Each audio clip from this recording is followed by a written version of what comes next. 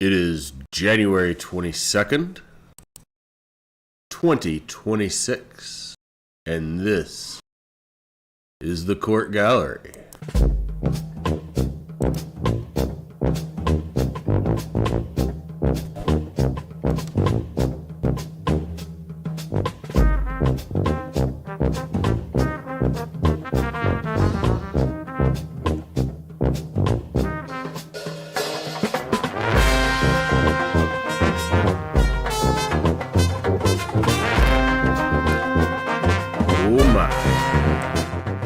All right, let me get this potted down. Ladies and gentlemen, I just want to check in with you real quick and let you know that what we have in store tonight is very, very special. This is a single motion to suppress with Judge Crum in Eureka, Kansas.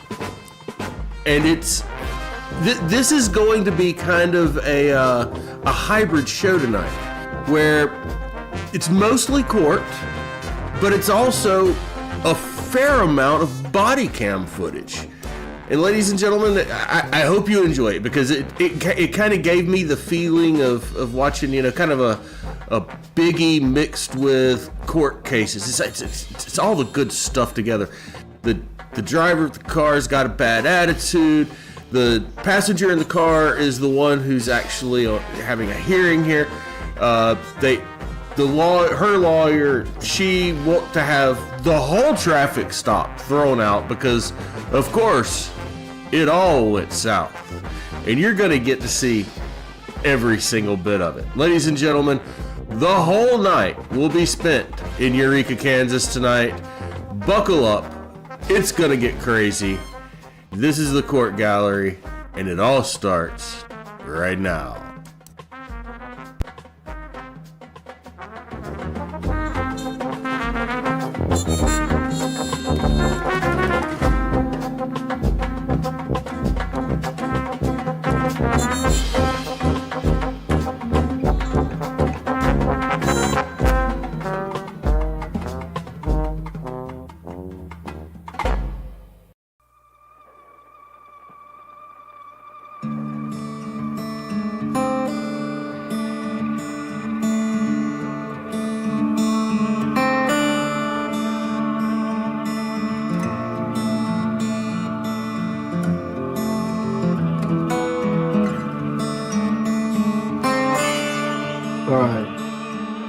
Go on the record. This is in the District Court of Greenwood County, Kansas. Case is entitled State of Kansas versus Casey Lee Mead, case number 25 CR 87.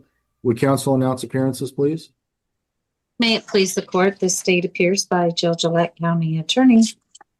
May it please the court, the defendant, Miss Mead, appears in person with counsel Christopher Ambrose, Harvest Legal. All right, we are scheduled today for a hearing on a motion to suppress. Mr. Ambrose, are you ready to proceed on your motion? Yes, Your Honor. And we'd ask that we have, that we go ahead and sequester witnesses. And I'm guessing for our purposes, what we'll do is keep them in the breakout room before they testify, if that's all right. All right. Ms. Gillette, are you ready to proceed on the motion? Yes, Your Honor. All right. Who's your first witness going to be? Deputy Blake Fisher. All right. Where's he?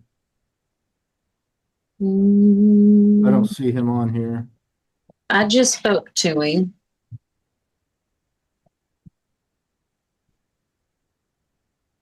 He's not on here, Judge.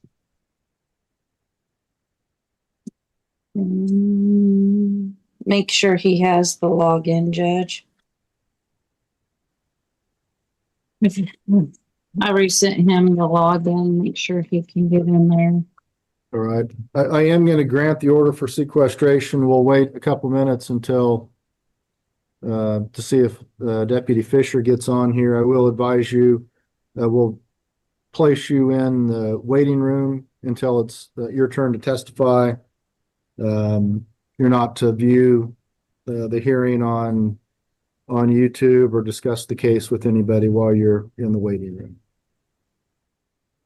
All right, Deputy Fisher, are you on here?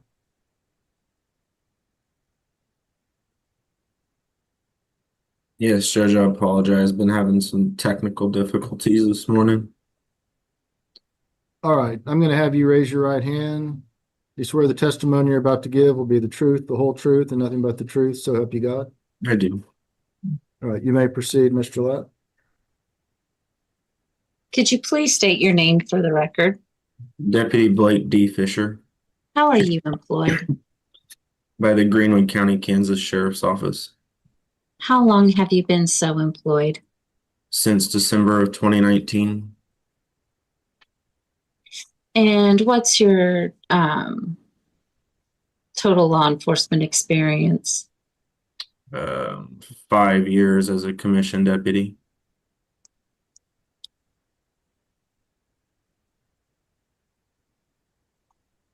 And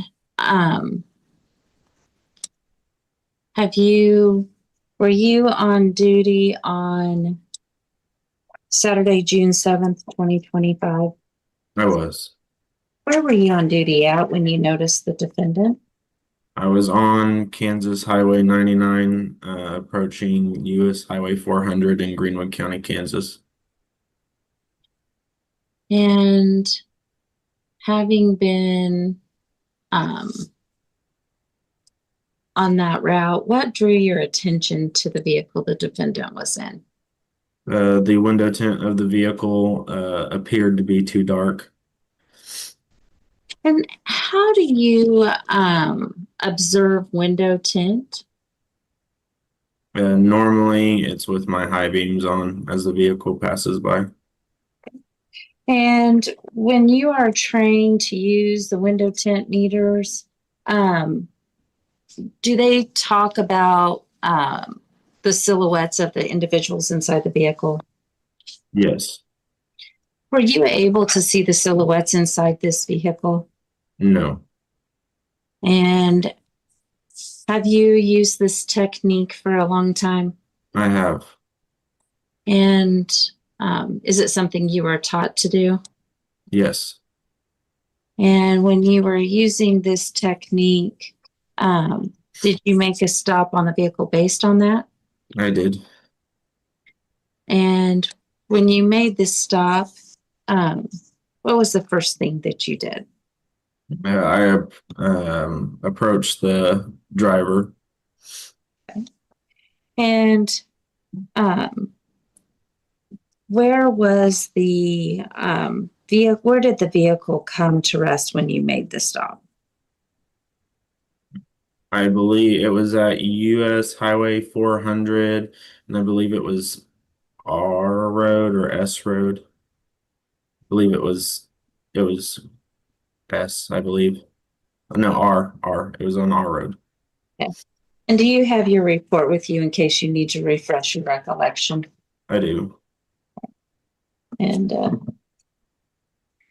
now, were you equipped with cameras on your patrol vehicle as well as a body camera? I was. And was it a true and accurate copy of the stop at the time that it occurred? Yes. And had you made any additions, corrections, or modifications to your video? No. And Your Honor, I'm going to move to admit the body camera of Deputy Fisher for purposes of the suppression hearing. Any objection, Mr. Ambrose? Just one question of clarification. Ms. Gillette, is that going to be the file that's marked as in the video as BWL7-031543 Greenwood County, Kansas, Blake Fisher? 031683 is Oakley. I think it is. Hang on, let me find which one, what number it is.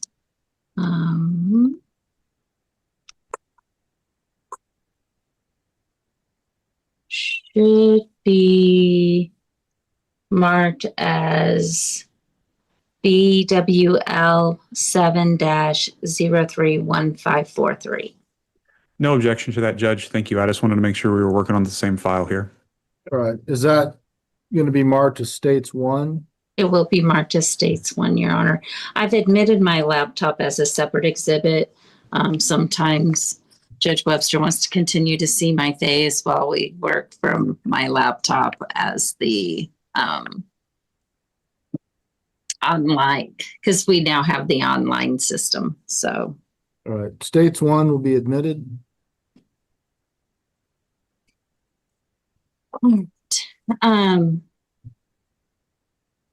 now when you are on a scene, do you have an in-car terminal as well as dispatch to run items through? I do. And do you work from both your in-car terminal as well as dispatch? I do.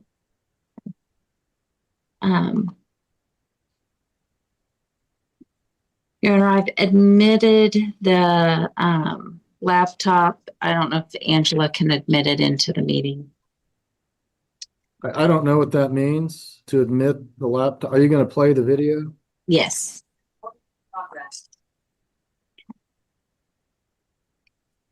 I'm going to start by playing the video, Your Honor. We're going to begin at the mark 000000 of the video, and we will play. We may pause in between, and as we pause, I will give the timestamp of where we pause to discuss something that may or may not be going on in the video. So as we pause, I'll give timestamps. That helps the Court of Appeals, if this goes to appeal, know exactly where we are in the video. With the timestamp is different than the timestamp for the time of day that will be showing at the top. And we may talk about the time of day of the camera that is actually on the screen versus the timestamp of the video. And we'll try to make that clear as we move through. Have you established the time of day of the stop? Deputy Fisher, what is the time that you ended up stopping this vehicle? I believe it was 12:54 a.m. Okay.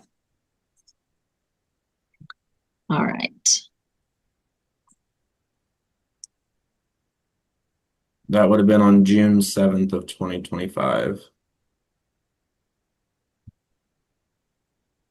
I'm going to share screen, Your Honor.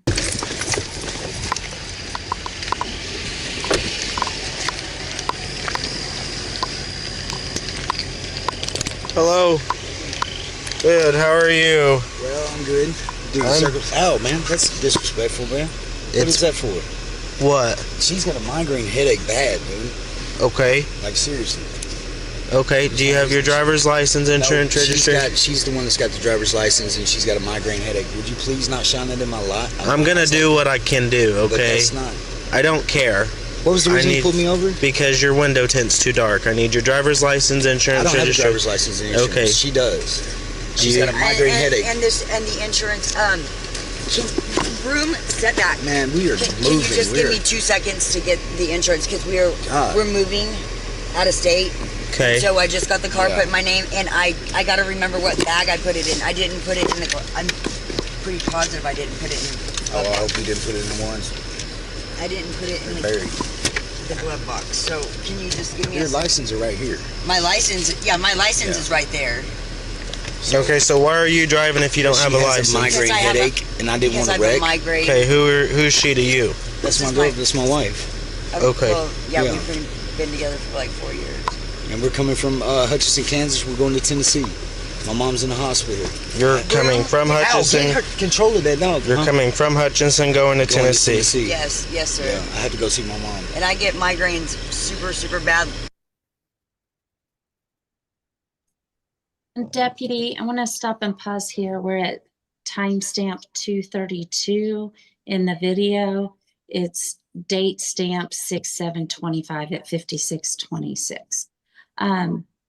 Deputy, at this point, what decisions are you making while this interaction is going on? Since he didn't have a valid driver's license, I was going to potentially be taking him into custody. And Is there anything going on with the passenger defendant in this matter? She was allowing him to operate a motor vehicle without a valid license. All right, so do you potentially have charges on both of the individuals at this time? Yes.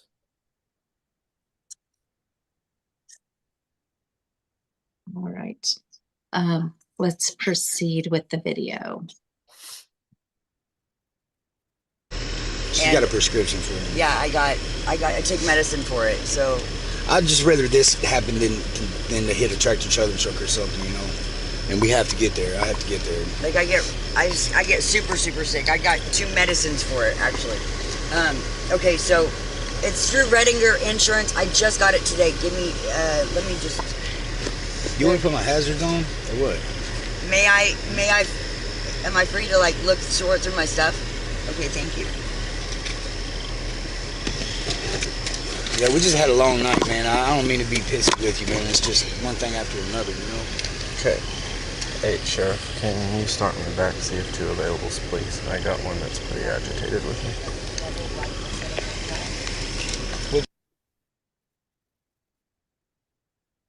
We've paused at what is 3:20 in the video. The timestamp is 57:14 on the video for the time of day. Deputy, what was that radio traffic you just gave? I requested another deputy due to his behavior. Okay. And when you said I have 2 possibles for 15, what does that mean? That I was going to be taking one into custody. Okay. It's that little black book that has all this stuff with the manual and stuff. I don't know why I did. Oh, it's Crum, can we stop, guys? Come on now. Can you?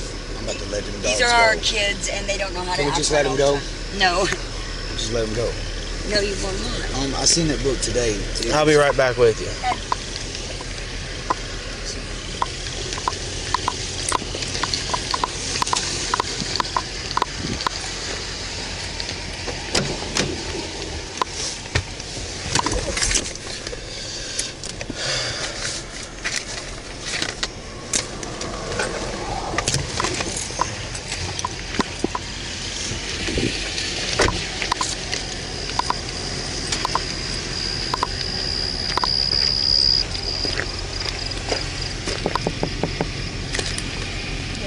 Can you roll down your window a little bit right there? Put it about halfway for me. I'm going to test the window tint on it, okay? Yes, sir. You know what the legal window tint limit is in Kansas? Well, like this car's been like this ever since I've had it. Don't matter. Do you know how what the window tint is? Oh, I mean, like, no, I don't. But 35%. How did you find out that information, though? like, yeah, we're. That's at 30%. Okay, so you're 5% below the legal limit. Okay. All right. No, that's not That's bad. Okay, well, I mean, like, you know how many times I've been pulled over and nobody said anything. I apologize that it is that dark, but I just got it today. Okay. I mean, I had no clue. And it look, yeah, this is all I didn't have cracked. it put on. Okay. Do you have your ID, license, something? My driver's license. It's in my back pocket. Is there a gun in the vehicle? No, No, sir. I'm going home to see my mom.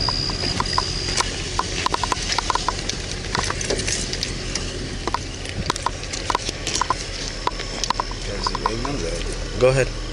What? Oh. And there's no insurance? No, Yes, I there got is insurance. insurance. I asked if I was freely to look for it because we're moving It's packed up from in all this Hutchinson, shit. Kansas. Broom, get back to And Tennessee. these dogs.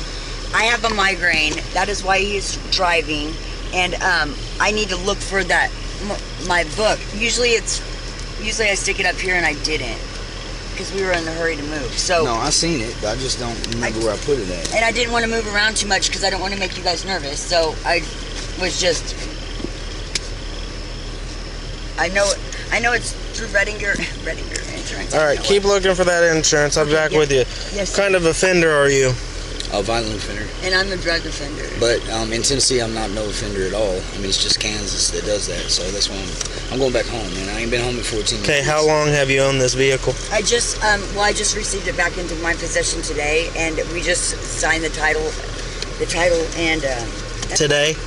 Just today, earlier. So I we got the could title leave. and the insurance and everything. That's why the 60-day tag I'm gonna was get my done lighter today. real quick. Right here. All right, I'll be back. Now, Deputy, we've paused at 6 minutes, 30 seconds into the video. The timestamp is 1 o'clock and 24 seconds in the morning.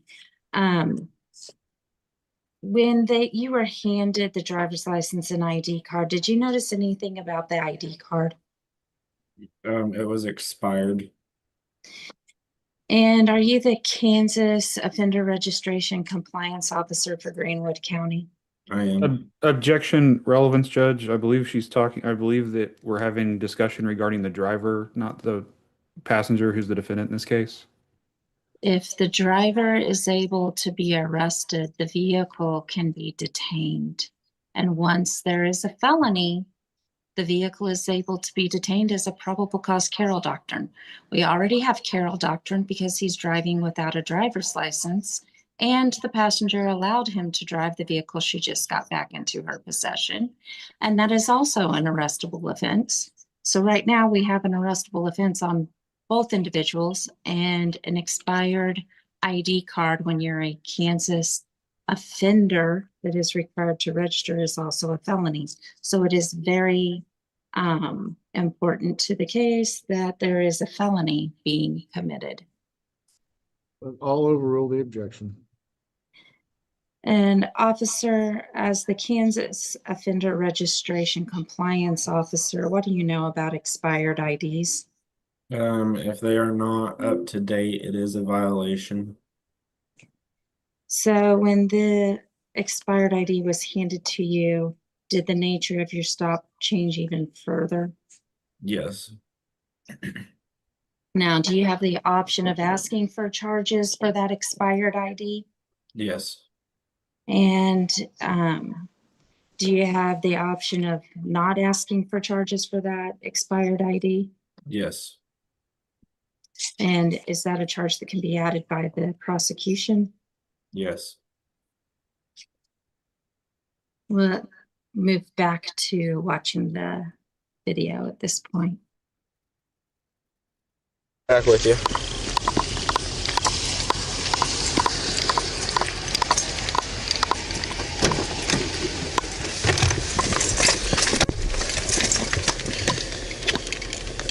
Hey, Sheriff, have you gotten a hold of anybody? 460 is on his way to monitoring your radio. 10-4. I got the driver is a violent offender, and the code 2 is a drug offender. I'm gonna go 15 with the driver. I'm gonna wait till 6 get here because he's acting like he's gonna take off on me.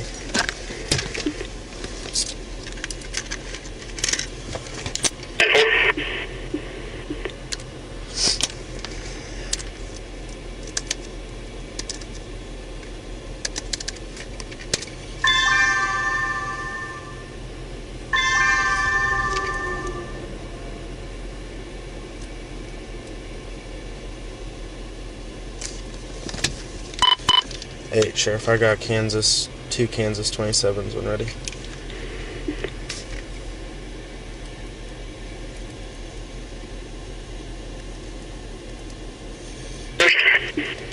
Drivers King 04 31 93 89 brake per second.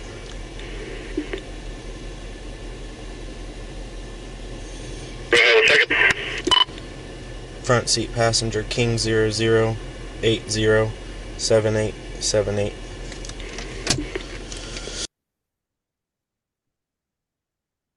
We've paused at timestamp 8:12 on the vehicle. The time of the date of the time in the morning is 1:02 and 6 seconds in the morning.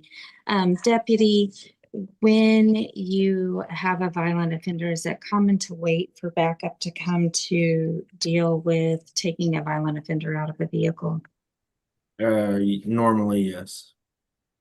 And you do that for officer safety? Yes. And so are you going to wait for, when you said you're waiting for 6 to arrive, who's 6? He's my shift partner, Deputy Oakley. And so were you waiting for Deputy Oakley to arrive? Yes, based on the driver's demeanor. We'll go back to watching the video.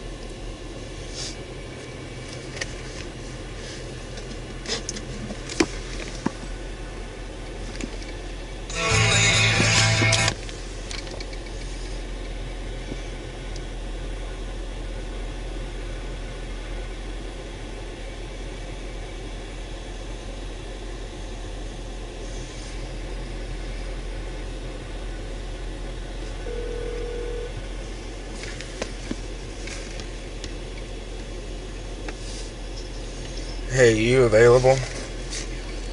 I got a car stopped. I'm waiting on Jim to get down here before I do anything because this guy's acting like he's gonna take off on me. He is a registered drug offender. Hold on just a second. Stand by one, I'm on 21. I got the front seat passenger is a registered drug offender. I can't really smell anything, but driver's got an ID card only. She's got a valid license. They can't find insurance. And the tag, she said that they bought it today. And there's a tag issue. 400 at Tripco. Alright, thanks. Bye.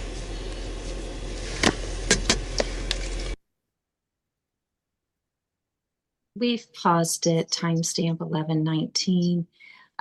It is 1:05 and 13 seconds AM on the video. Deputy, who is that you called to come down? K9 Sergeant Mike Cordell. Is he also your supervisor? Yes. Is he normally on active patrol when you're on duty? Sometimes, yes. At other times, no. Was he off of this night? I believe he was, yes. And at this point, have you been able to obtain any insurance? No. And the driver is still going to be taken into custody? Correct.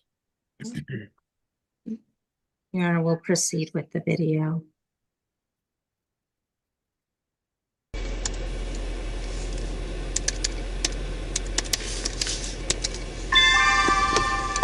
Hey, go ahead.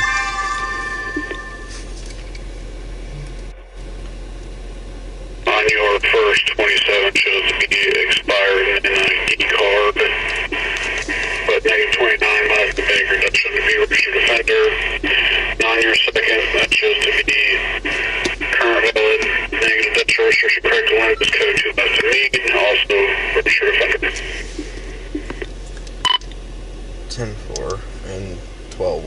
10-8 here shortly.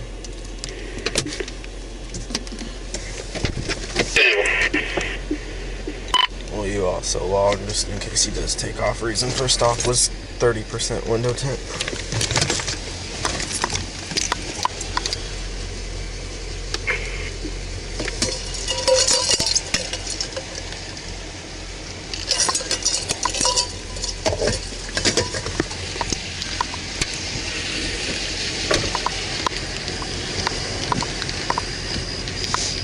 You're waving at me? I have the. Yeah. I have an email. Thank you for your payment today. There you go, right there. Okay, but do you have the actual card? I do have the actual card. It's in the back. I'm sure it has to be in the back because I have all the paperwork for the card. Okay. Well, I have every bit. And the people in Hutchinson, they let us show this okay, well, because that's an insurance card, basically. you're right, but this isn't Hutchinson. Where is this? But this What is- is it? Greenwood County. So But this is a legal this document. tag that's on the back of the car, this isn't your tag. No, yes, it is. Yes, it is. It She doesn't got come back today. to you. It should come back to Casey She Mead. got it today. I got it today. Yeah. 60 days. Tell her dad. Her dad's Okay, do you have the title? Yeah, it's all in that same. It's in the little black May I book look that in the says trunk? Buick on it. Yeah. We're gonna have Sure. to unpack everything in the trunk, though. Okay. I mean, it's all my stuff, but yeah, I mean, most like, of it. it's. I'm sorry, I don't have it out, sir. 'Cause if it's not in here- this is proof saying that I have it for 3 months. Insurance for 3 months, $450. Right, but I need to see the actual card. Okay, That's so, per state so statute. May I get out of the vehicle? Yes. Okay. Hold on, that's my stuff, and I would prefer her not to go through my stuff. Okay. Can I help get it out or whatever? Unpack my own stuff out there in the back. I just need that brown. Okay, bag. well, just wait. Just wait. Okay.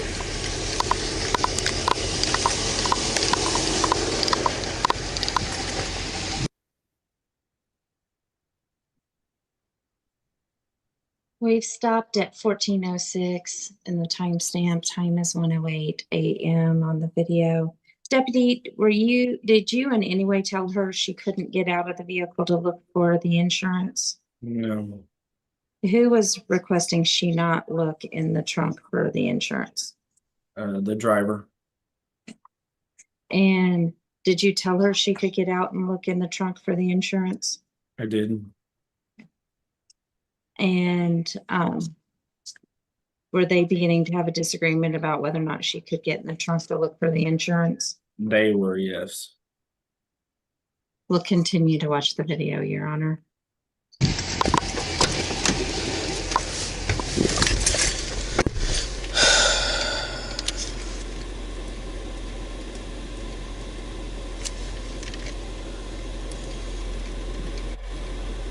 Okay, so it does connect there. Okay.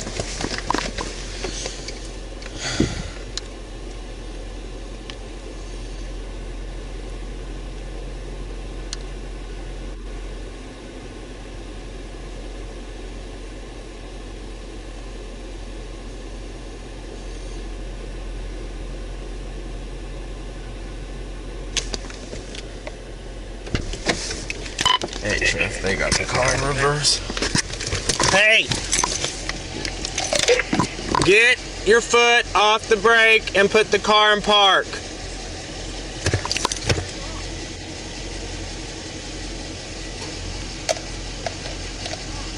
Well, can I turn that around?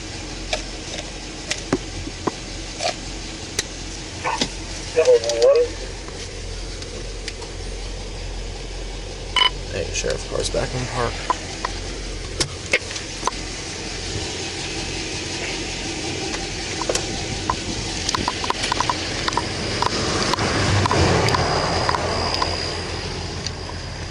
Sir, I just turned the car off. Okay, let me see the keys. Why? Give Why me the is car that? key. Give me the car keys. Record everything for me.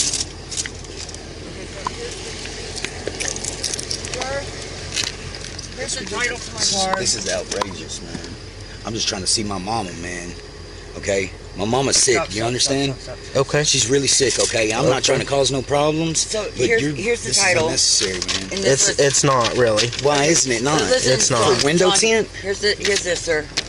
And here's the insurance. We got everything. Hey. Here's the That's just extra shit. Here's this saying my payment. Here's all the paperwork saying that I have the insurance. Let me see the insurance. Okay, so this is yesterday, 6/5 of 2025. Okay, well, it's because it's just 6/6 right now, 40 minutes ago. It's been 6/6 all day. It's now 6/7 right now. It's the new day. It's 6/7. Oh, we got it on Thursday, didn't we? I don't. Thursday? It was Yeah. yesterday. No, it wasn't. It was was. the day before. What is it? I apologize, sir. We've We been have it. moving and packing and stuff. I apologize. So here is the statement receipt. Man. I mean, like, and here is the, let me see. Man, I don't, are you seriously gonna? What is the problem? Don't get upset. Don't get upset. I'm not gonna get myself upset, man. 'cause- Can I see those insurance cards right there? Get that dog back. Well, this is for our RV, or for the RV. This is not, that's not for, the old insurance car, the old insurance card for the previous owners right here. Here it is, sir. That's Redinger, or that's State Farm. My dad was the prior owner. Okay. And so that's... But you have insurance in your name, right? Yes, sir. And that's in the trunk. No, it's that's right what I'm here. showing you all these papers for. I don't... Okay, but you just told me that the insurance was in the trunk. I said, then I thought my purse was, then I realized my purse was down here, and I reached down here, and I pulled it out of my purse. Are you trying Okay. to make us to where we're lying or something? Can I? Because we're I need not. you to be quiet because I ain't talking to you. I don't have to be Okay, quiet. John, First of all, John, man, y'all about to John, piss me off, man. stop, 'Cause I want to go see my mama, and I'm being serious, Baby, bro. Okay, baby, You're I'm being not. out of line, bro. I'm- For no I reason, am man. not. This is bullshit. Yeah, it is. Step out of the car. I'm not stepping out of no car. Step out of the I'm calm, car. I'm cool. Get out of the car. Being stupid, man. Get out of the car. You're fucking pissing me off. Get out of the. I'm going to stop right there. The timestamp is 1818. It's 1:12 in the morning. Who just arrived on scene? Deputy Oakley. And are you asking him to get out of the car now with Deputy Oakley on the scene? Yes. Okay, and real quick, before you got back out of the car because the reverse lights came on, what were you reading and working on in the car on your computer? I was ensuring that the tag did come back to her. There was a minor discrepancy. I think I accidentally clicked on another vehicle registration shortly after running theirs, and I read another name, so I was ensuring that the tag did come back to her, which it did. So you were still working on the tag to make sure it was the correct tag, Correct. right? And that's when the reverse lights. Correct. We'll go back to watching the video. The car. No, I'm not getting out of the Get car. out For of my the safety, car. I'm not. Baby, Hey, please. County, he's refusing to step out. No, I'm not. Because you Step out act of like the you're gonna car. shoot me. Step You're out of acting the like you're car. gonna shoot me. Step out of the car. Get back. Move back. I'll get out of the car. This is fucking retarded, man. Step out. You know you, man. Put your hands behind your back. For what? Because I'm telling you to do so. Put your hands behind your This back. is ridiculous, man. Can I speak with somebody that has some... Sir, I'm about to snap out, This is man. not If I don't get to see my mama, necessary, man, I swear, I'm John, gonna snap the baby. fuck out, man. baby. I've done everything I can. I've been as nice as I could to him. He's been an asshole this whole fucking time, man. You're under arrest. For no reason. For what? What am I under arrest for? For speaking my mind? Huh? For driving without a license. For driving without a license. She's got a migraine headache. 8 on 1015 with That's the driver. what a dick, man. What a dick. That sucks. Never gonna lose, man.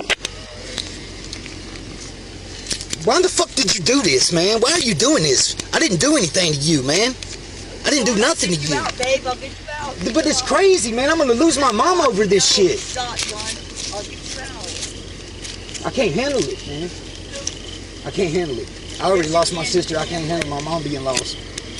I'm 1,400 miles away. I'm trying to get home.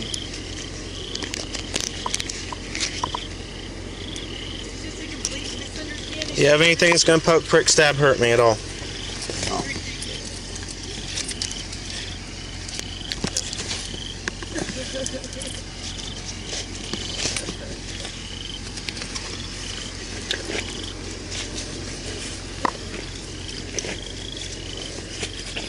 That's all our money, though. And how the fuck are we gonna get home now? It's okay, John. We'll figure it out. Jim, will you take him back, please? Sure. Your car, my car? Your car. Okay, sir, here is the title, and here is the insurance saying that it was put in my name on 6/5 or 6/6 or whatever. I don't know exactly the date. 6/5. Okay, I don't know where the actual insurance card is, sir. I don't know where it is. I've got all the other paperwork. That's crazy. Okay, well, you sit here for a minute. Okay, keep looking. So the insurance card is not in the black bag in the trunk. No. Okay, because that's what you previously told me. I understand that, but look, sir, I'm sick, and I just reached down there in my purse, and here's all the other paperwork, and I don't know where Okay, the well, I insurance need to be card seeing an insurance card that this vehicle is insured under your name. It says it right here. Here's all my But paperwork from the insurance. I don't see a card. I need a card. I understand that, but that's all the paperwork, sir. Please don't do this to us. Please. Yes, oh my God.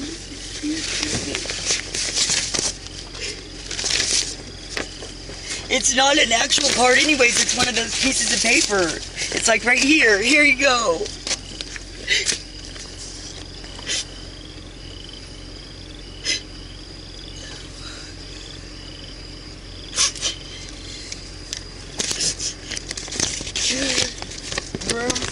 You're okay, baby.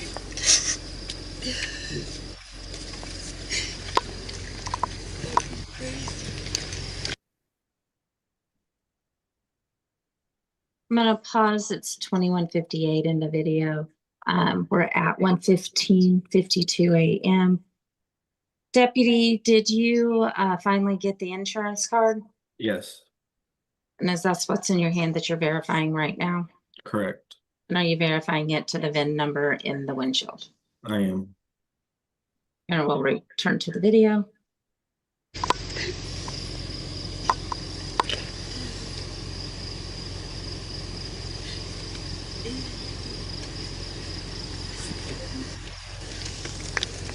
I mean, I'll call the previous owner right now. Okay, so you're Casey Mead. Yes.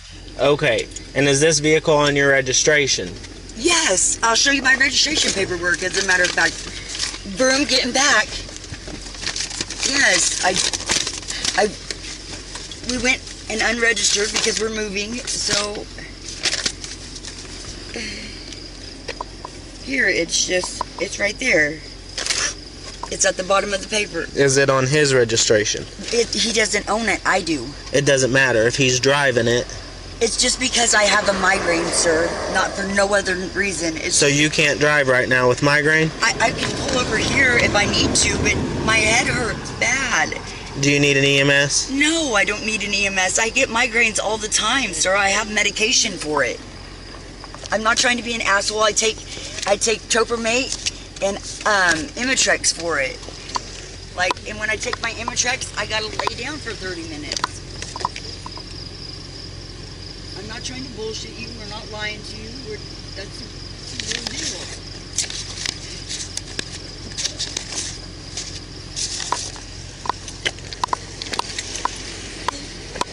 I'll be right back with you.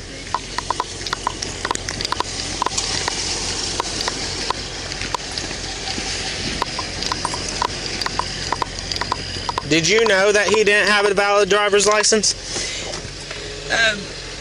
I'm aware that he didn't have a license. So you're aware that he didn't have a valid driver's license?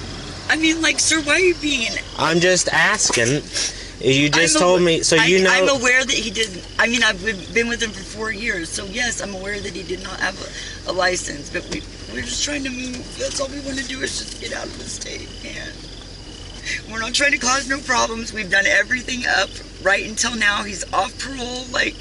We just want to go see his mama. She's in the hospital. That's it, dude. That's all. That's all we're trying to do. We've got our whole families with us, our 2 dogs and our cat, and we're just moving. We're not... Okay, I'll be back with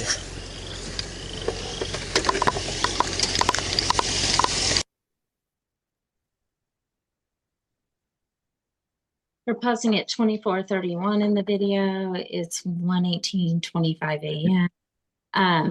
Deputy, did she admit to you at the beginning of the video that he didn't have a license? She didn't outright admit no, but based on his admission, I believe that she knew that he did not have a valid license. That right there was the admission that I got. And then he had referred to her as his girlfriend / wife in the beginning of the video. Yes. And so admitted that they've been together. And do you believe you had probable cause to take her into custody? Yes.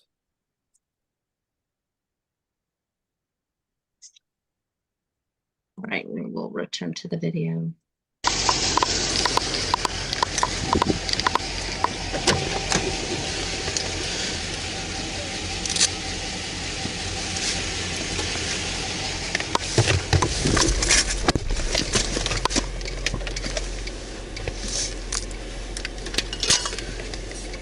How far out are you? Just north of the 7 miles southbound. If he's still refusing to get out, my partner does vehicle extractions. Oh, once 6 got here, he finally got out. I was just curious. You realize he did get out? He did, and I'm 15 with him.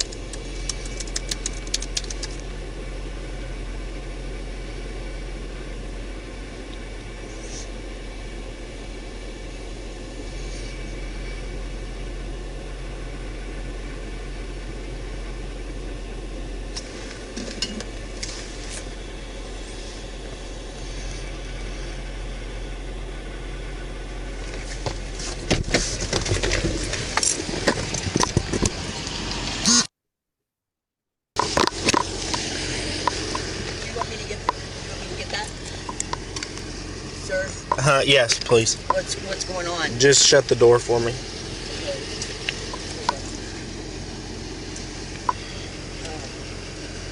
I gotta climb over and see better. What kind of dogs do you have?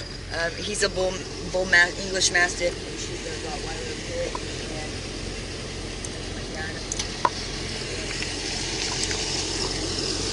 Hey, sure.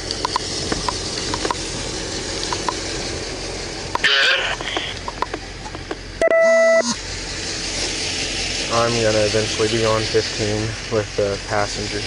Can you start animal control? I got a bull, mastiff, an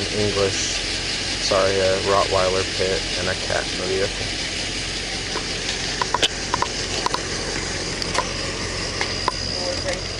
So is that 3 total animals? 10.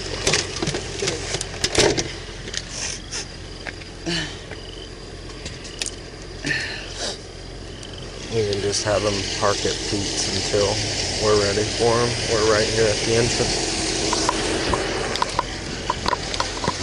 Yeah.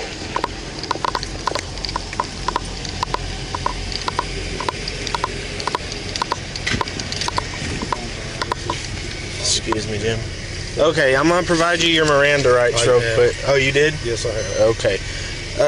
So Man, I don't know what I done to you, man. I know I got a little out of line, but I just want you to know the situation.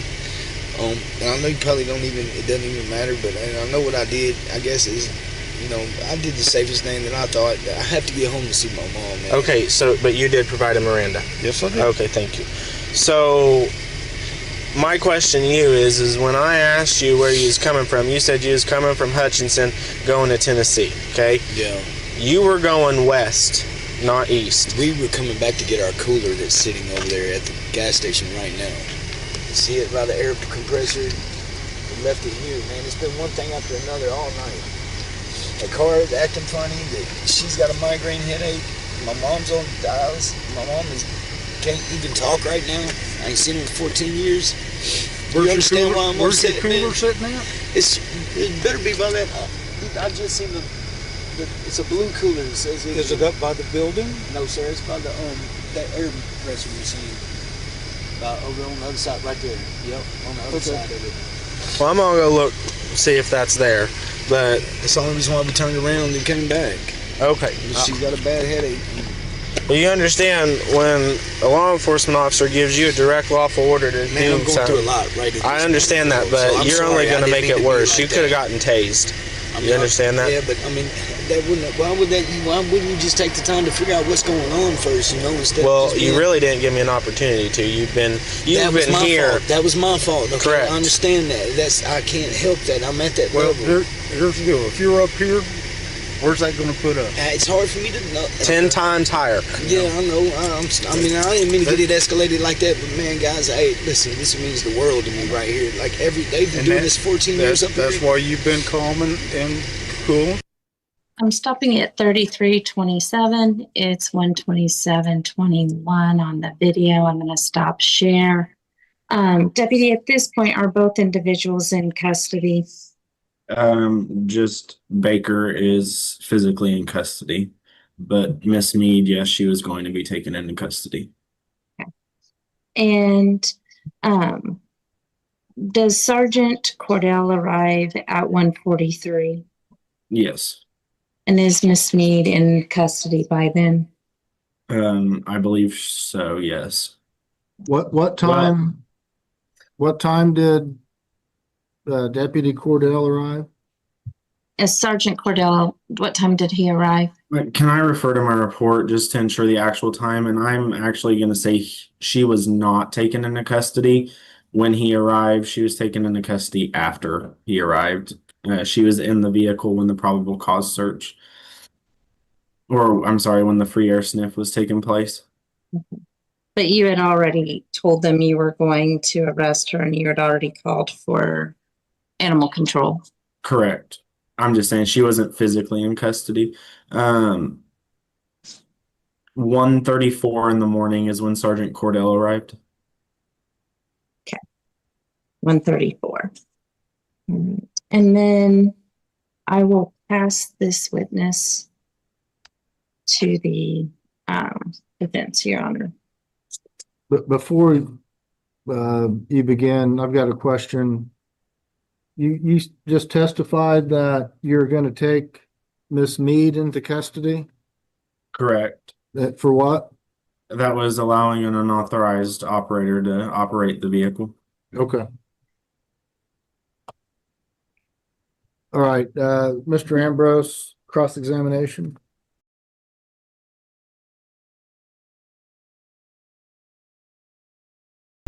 Before the cross-examination, I just want to say welcome to Colin Raiders. It's good to see you. This is the obligatory Colin pause. Just to get you caught up to what's going on, we're having a motion to suppress hearing. The suppression hearing is for a body cam footage for pulling the car over where the driver and the passenger both got arrested. Deputy Dougal here was the one involved with the car getting pulled over. Lots of things were found in the car. It was a nasty incident. We just got finished watching it. You can back it up and see it later if you want to. Welcome, Colin Raiders. This ends our obligatory Colin pause. Yes.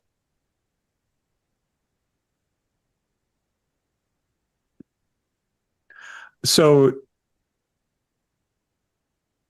You um,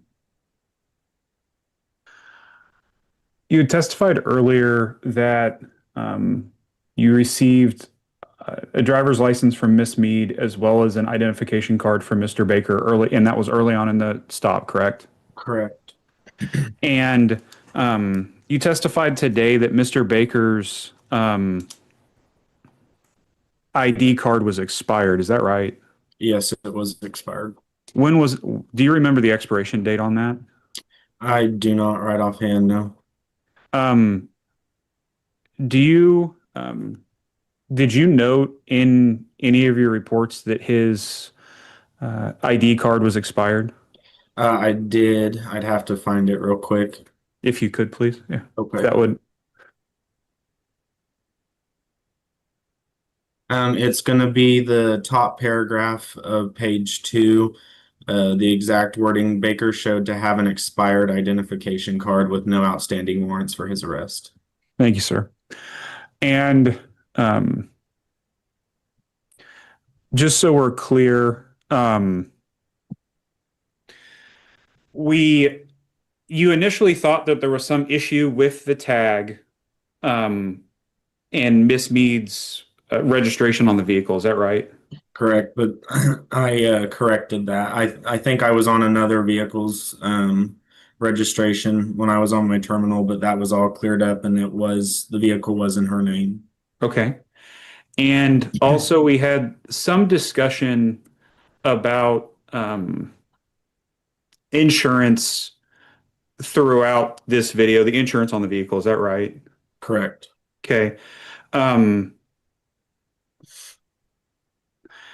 Early on, Miss Mead appeared to attempt to provide you some kind of electronic information on her phone. Is that right? Yes. Now, individuals in the state of Kansas can provide proof of insurance via electronic means, correct?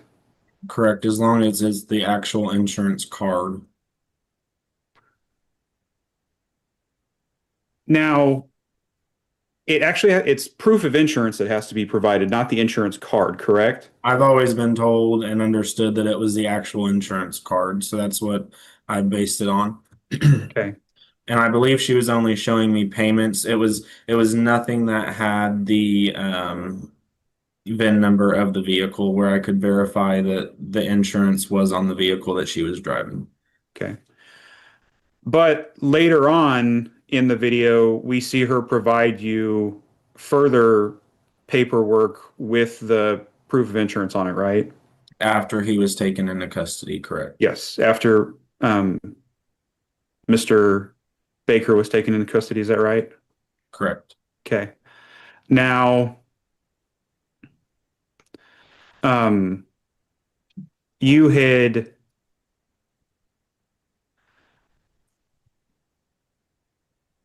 and I guess the other question I have with the electronic part is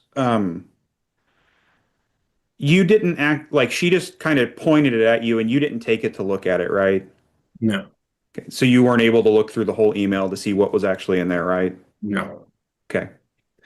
Now, moving forward from that, I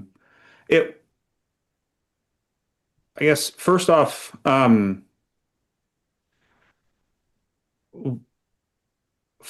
what's department policy with regard to towing vehicles after a traffic stop? If they don't have a means to remove the vehicle in a quick manner, then we can remove the vehicle. And if there's no insurance on the vehicle, then we can tow the vehicle. Okay. And this vehicle was able to be moved, correct? Are you saying after she provided the insurance? Yes. Yes, technically it was able to be moved. However, I was still going to be taking her into custody. Okay.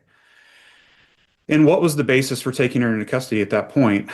The allowing an unauthorized operator. Have you ever arrested anybody with that statute before? Numerous times. Okay. And as far as I can tell, that's an unclassified misdemeanor, correct? Yes. Okay. During this time, were you concerned that Miss Mead was going to cause injury to herself or others, or property unless she was immediately arrested? Well, she stated she had a migraine and that she wasn't driving in the first place because she wasn't able to drive due to her migraine. So, yes. But arrest was the only option there? I mean, we could have cited her, but I had the discretion to either cite her arrest, and I arrested her for it. Did Miss Mead inflict bodily harm on any other persons? Not to my knowledge, no. Did you have any concerns that but for an arrest, that any evidence would have been irretrievably lost unless she was immediately arrested? No, not right then, no. So at about can't give me 1 second here. See if we can catch the right mark. About 20 minutes and 28 minutes into this video, your audio cuts off for 5 or 6 seconds while you're standing outside of what appears to be your patrol car. What was happening there? I was having an admin discussion. Okay. And is it common for, and I guess my question with that is, do you have the ability to physically switch off the audio on your video somehow? Okay. And is that something that you commonly do? Yes, when we have admin discussions, typically I will say muting for an admin discussion, but I did not in this video. And for the edification of all of us here, what is an admin discussion? I don't need you to give me the particular discussion here, but what does that mean? I was talking with another coworker or supervisor. Okay. Now, finally, what point in this process had you decided that Miss Mead was not going to be free to leave here this evening? It was shortly after Baker was taken into custody, and she did admit that she knew he did not have a valid license.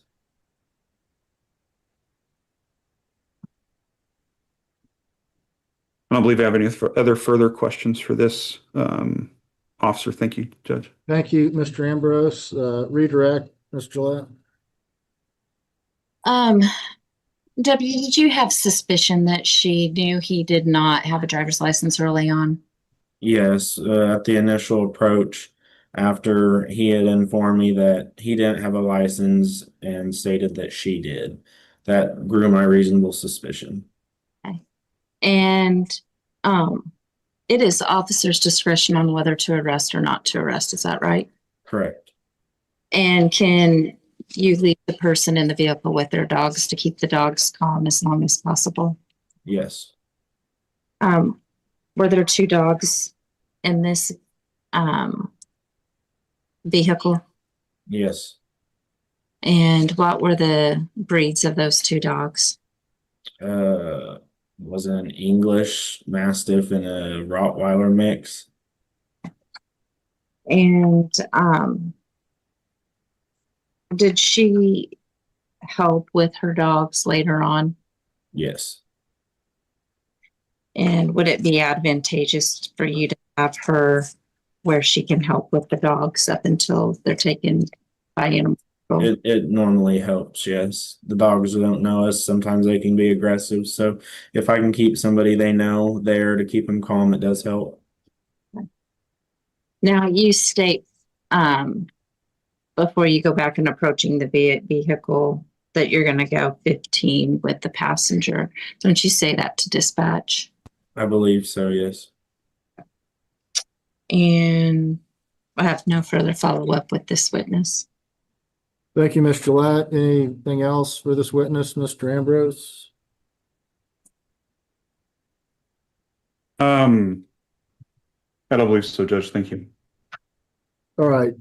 Is there any reason why Deputy Fisher can't be excused? I don't anticipate any recall, Judge. So no objection from me. All right.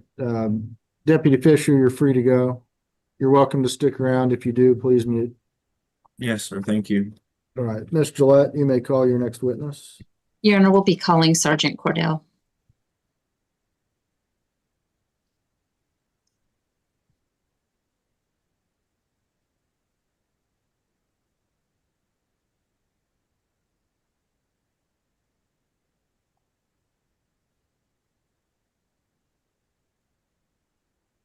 Sergeant Cordell? Yes, sir. All right, if you could please raise your right hand. You swear the testimony you're about to give will be the truth, the whole truth, and nothing but the truth, so help you God? Yes, sir. All right, Ms. Gillette, you may proceed. Could you please state your full name for the record? Sergeant Mike Cordell. And Sergeant, how are you employed? I'm a patrol sergeant and canine handler with the Greenland County Sheriff's Office. Are you on scene for training today? I just left because we were laying a track and it got too old while we were waiting for me to testify. So I just left there and got down the road. I knew that I'd have to pull over as soon as I left, but here we are. So I'm on the side of the road, actually. And Sergeant, you have a canine partner. What is your canine partner you had on this stop with Ms. Mead? That would have been Kilo. Okay. Is Kilo retiring? He is retiring. He's not retired yet, but very close. I'm certifying currently with my my new partner. Okay. And is Kilo retiring just because of age? Yes, he's getting to the age where it's time for him to stop having to go to work and exert himself physically every day. And at the time of this stop, were you a certified partnership with Canine Kilo? Yes. In fact, my most recent certification at the time of the stop for this case was week long. I believe ended on May 2nd. So just a little over a month before this stop. Had you conducted any trainings between May 2nd and this stop? Yes. And have you provided me a copy of your certification with K9 Kilo? Yes. And that would have been from the May 2nd certification? Yeah, that was the last date of the training, the week-long certification and training. I believe the certification paperwork was signed on April 30th. The certificate was issued for the entire week's training. Okay. And did you provide a copy of that that's a true and correct copy without any additions or modifications? Yes, that's correct. Your Honor, we will admit K9 Kilo certification as State's Exhibit 2 and move to admit that. Any objection, Mr. Ambrose? Just a question. Ms. Gillette, is that the same certification paperwork that I was sent a little, sometime around Christmas time, I believe? Yes, it is. Okay. Based upon that information, Judge, no objection. All right, States 2, or let me make sure was this in a packet of exhibits that was submitted when this hearing was continued the last time, Ms. Gillette? Yes, it was. It was filed as a attachment to the state's response. Okay, I have that. States 2 will be admitted. Okay. And did you submit a copy of your routine training with K9 Kilo that was conducted on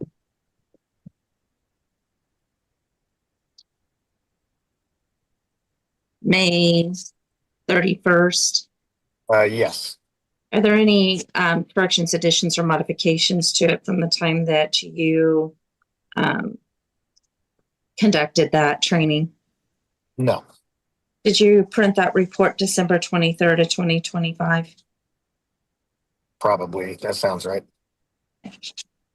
If that's the date on the bottom of the report, do you have any reason to doubt it? No reason to doubt that that wouldn't be accurate. And we will move to admit the training report for detection exercise from May 31st, 2025 as State's Exhibit 3. Any objection, Mr. Ambrose? Again, Ms. Gillette, these are the ones that was previously provided by the state, correct? It is. No objection, Your Honor. All right, states 3 is admitted. Judge, those are attached to the back of the training certification exhibits. I do have those. Now, Sergeant, is it an alert or an final indication that would be necessary for probable cause? So the canine alert is what I'm looking for in terms of probable cause. The final indication is just a final trained response. It's just an added layer. Quite frankly, it looks good on body camera so that way people can see that they are reacting to the odor, but it's not a requirement. In fact, my new canine is currently not trained with a final indication. He just shows the alert behavior, which we are trained as a team, so I'm trying to recognize that with it. Okay.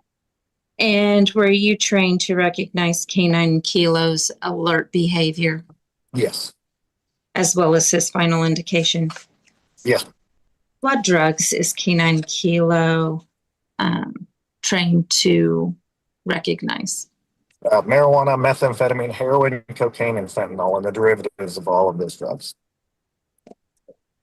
And did Canine Kilo alert to this vehicle regarding a free air sniff? Yes. And had the dogs been removed, or were they still in the vehicle? Do you recall? I believe they were still in the vehicle at the time. Does that make a difference in Canine Kilo's indications? It doesn't make any difference. He doesn't alert to dogs or food or anything like that. He may show some interest in terms of distraction if there's dogs in a vehicle, but it does not affect his alert behavior or his indication.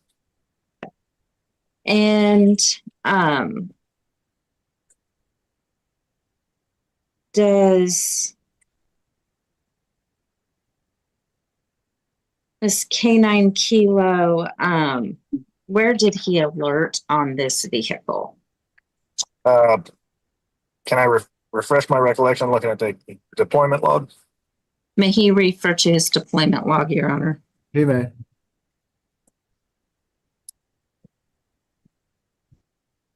So I put in there that there was an alert and indication at the driver's side front door, rear door seat. And does he indicate where does he indicate? So he indicates at the strongest source of the odor that he is located. So when he's searching or conducting a free air sniff, he's detecting that odor. He'll do what's called bracketing, where he kind of moves from one spot to another, trying to figure out where that odor is coming from. And when he has isolated what he determines to be the strongest source of the odor, that is where he's trained to indicate. And is that necessarily where the drugs are located? No. In fact, a lot of the times you'll see that the alert is going to be on the driver's side door seam. And the reason for that is because as those seams wear out with the doors being open and closed, that's where the odor is escaping the vehicle. The driver's side door being obviously the most utilized door on a vehicle. So those seams are generally worn out more than the others. And so that'll generally be a lot of times where the strongest source of the odor is, but that doesn't indicate where the drugs are. That's just where the air is escaping the vehicle. Does air commonly swirl and change the spot where there could be an indication or alert? Absolutely. So one of the things that we look at when we're deploying a dog for a free air sniff is wind direction, wind speed, because if the dog shows some interest in a trained odor, taking into account where the wind speed is, that'll kind of dictate where or what the wind direction is, that'll dictate where the dog moves to. So if an odor is perhaps up at the front of the vehicle and you wrap around the back of the vehicle, you may see an indication that they're in odor, but they'll work their way toward the front of the vehicle because that's where it's coming from. So wind absolutely affects where those odors are escaping, how they behave when they escape the vehicle. Okay. In this case, Canine Kilo, after he had the alert, did you notify Deputy Fisher of the alert of the canine? Yes, ma'am. Did you participate in a search of the vehicle? I don't believe I did. I believe I put, if I remember correctly, I put Kilo up in the car and then I assisted with putting leashes on the dogs and securing them to where, they weren't free to run away. Were you aware that the passenger was going to be taken into custody as well as the driver? Yes, Deputy Fisher had advised me that the passenger was going to be placed under arrest. Did he have her in the vehicle with the dogs that were there? I believe so, yes. I will pass this officer to the defense. Thank you, Ms. Gillette. Cross-examination, Mr. Ambrose. Yes. Deputy Cordell, you had indicated in your testimony that Kilo is going to be retiring soon. Is that right? Yes. About how many years do you get out of a canine good service years? It just varies depending on when the dog started, what the age was of the dog when he started. And the individual dog, it just varies. You might get more years of service out of a Malinois that started young versus a German Shepherd that started at the same age. You might get more service out of one dog of the same breed over another dog. It just all depends on the individual dog. And you had also testified that Kilo had been certified on a week ending on May 2nd, 2025. Is that right? Yes. Okay. What's the certification process look like? It's a week-long conference, essentially. We go and there are judges who are authorized through the bylaws of Kansas Police Dog Association, have demonstrated the ability to judge, whether the dogs are performing adequately. Some of the certification standards really have nothing to do with the judge so much as just observing that they met the criteria. So when it comes to like drug searches, the certification standards, they'll put drugs out on some vehicles and not on other vehicles. So you're running around maybe 5 vehicles and maybe 3 of those will have odor. They have to indicate on the sources of the drug odor, but not indicate on the other vehicles that are blanks. So it's a pretty rigorous standard to make sure that they're not falsely alerting and also that they're locating the odors for which they're trying. Okay. And is it an annual certification? Yes, we do it annually. Okay. And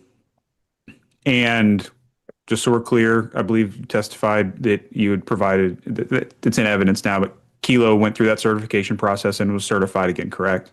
Yes. Okay. Now, something else you testified to was about other dogs being in the vehicle, and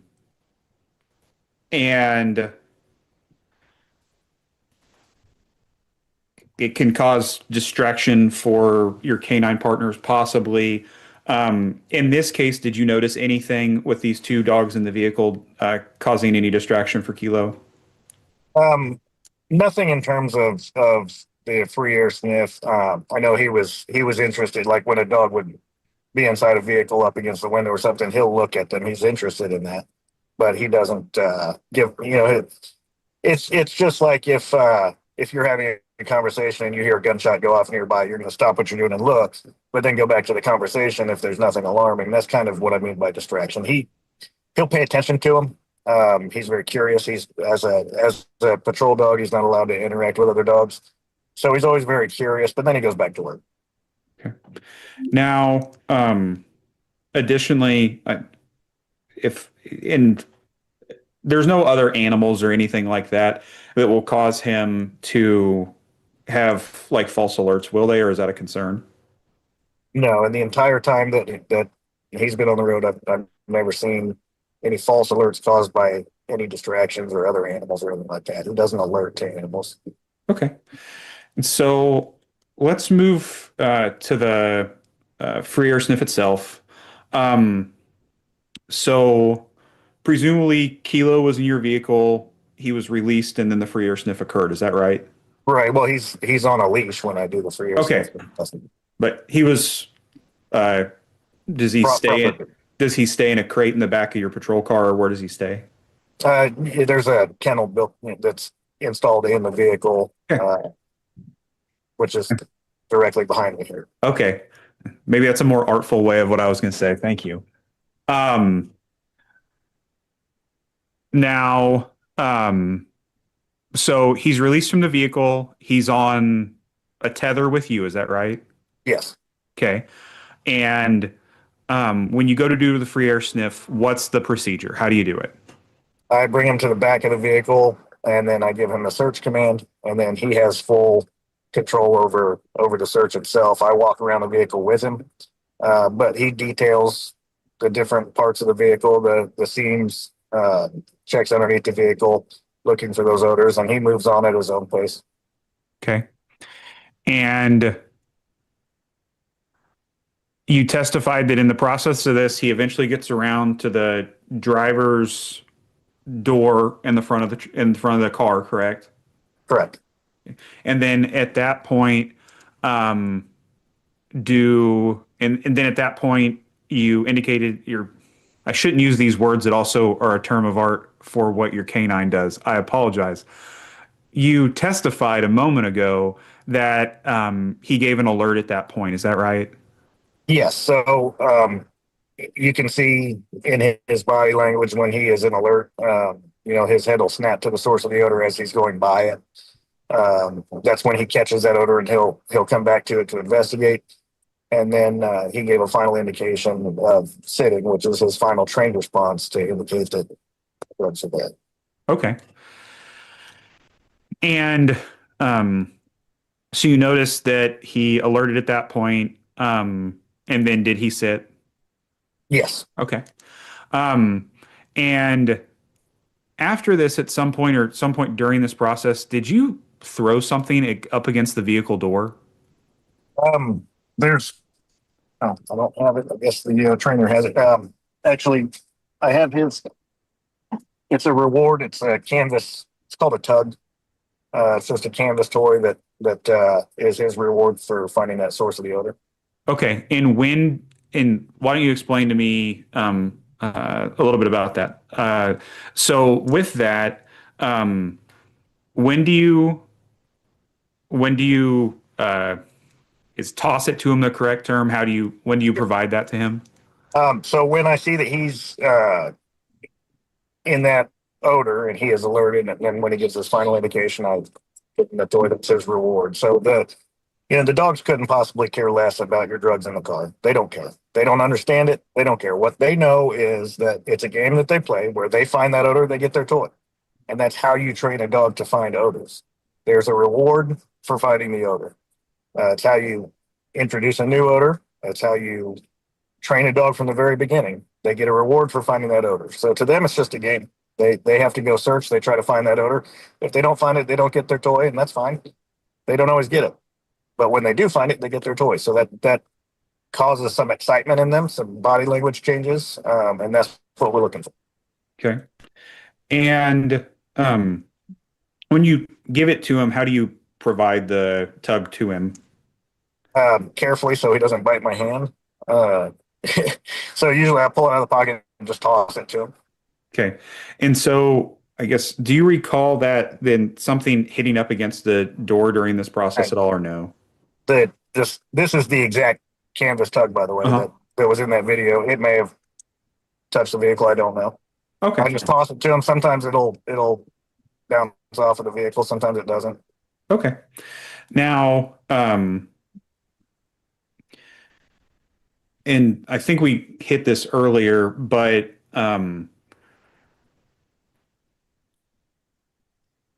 Deputy Fisher was the one who called you over, correct?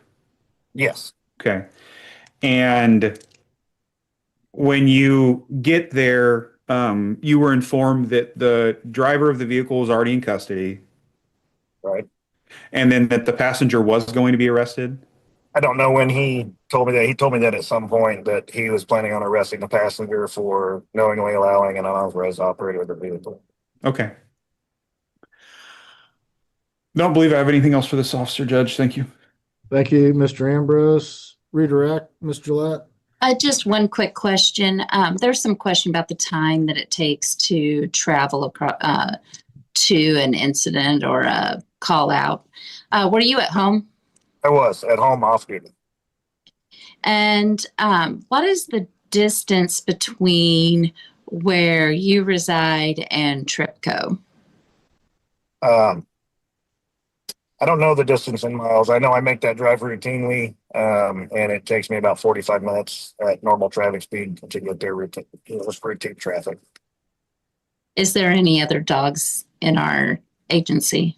There or not. No further questions. Thank you, Mr. Lett. Mr. Ambrose, does that cause you to have any additional questions? No, it doesn't, Judge. Thank you. All right. Any reason why Sergeant Cordell can't be released? No objection for me, Judge. All right. Thank you for your testimony, Sergeant Cordell. You're free to go. You can stick around if you wish. If you do, please mute your camera. Thank you, sir. All right, Ms. Gillette, you may call your next witness. I believe Deputy Oakley is here primarily for hearsay, so I believe that the state will rest. All right. Thank you, Ms. Gillette. Mr. Ambrose, do you intend to call any witnesses? Can I have a breakout room real quick with Miss Mead before I make a final call on that? You may. Let's take a brief recess. We'll resume when you get back from the breakout room. Thank you, Judge. All right, we'll go back on the record, same appearances as before. Mr. Ambrose, do you intend to call any witnesses? No, Your Honor. I believe we've addressed through cross-examination what I needed today. Prepared to make statements. Okay, I'll allow each of you to make a closing statement or argument. Ms. Gillette? Your Honor, the original motion says that Deputy Fisher doesn't test the windows until much later. He actually tests those up front as part of the initial part of the traffic stop and the testing. Within a very short time period, he says that he's going to go 15 with the driver.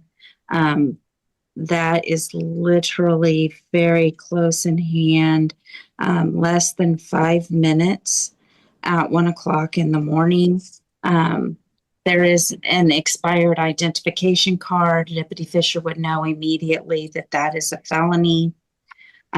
Deputy Fisher already has a misdemeanor and a felony that he can arrest for.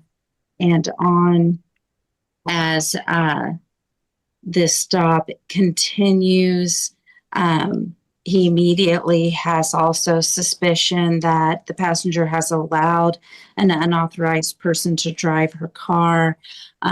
We paused at the point where she made those statements that he was only driving because she had a migraine and he didn't have a license, and she made statements to that effect right away.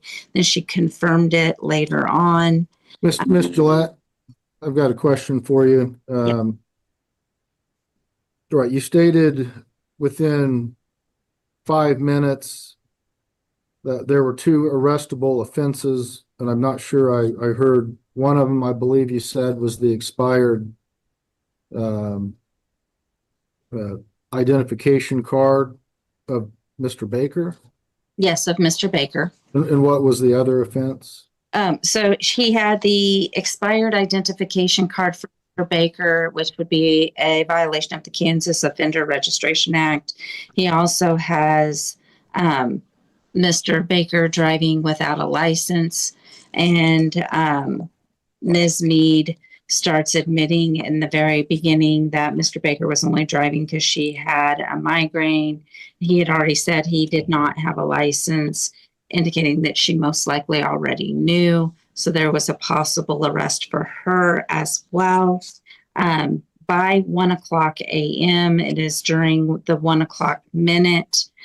This stop starts at 54:42.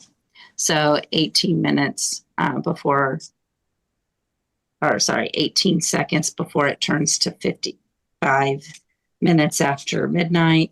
So And then you said Deputy Fisher was going 15 Correct. And he identified that 15 is the 10 code.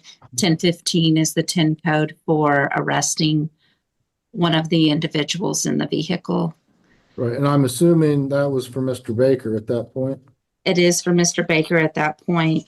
When there is a violent offender in the vehicle or someone who is acting in a manner that could turn into an officer safety, or there is more than one person in a vehicle, it is common and officer safety to ask for backup to come out.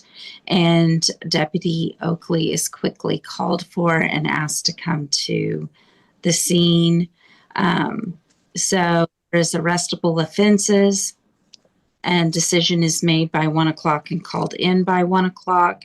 That is less than 5 minutes. He calls for the backup right away.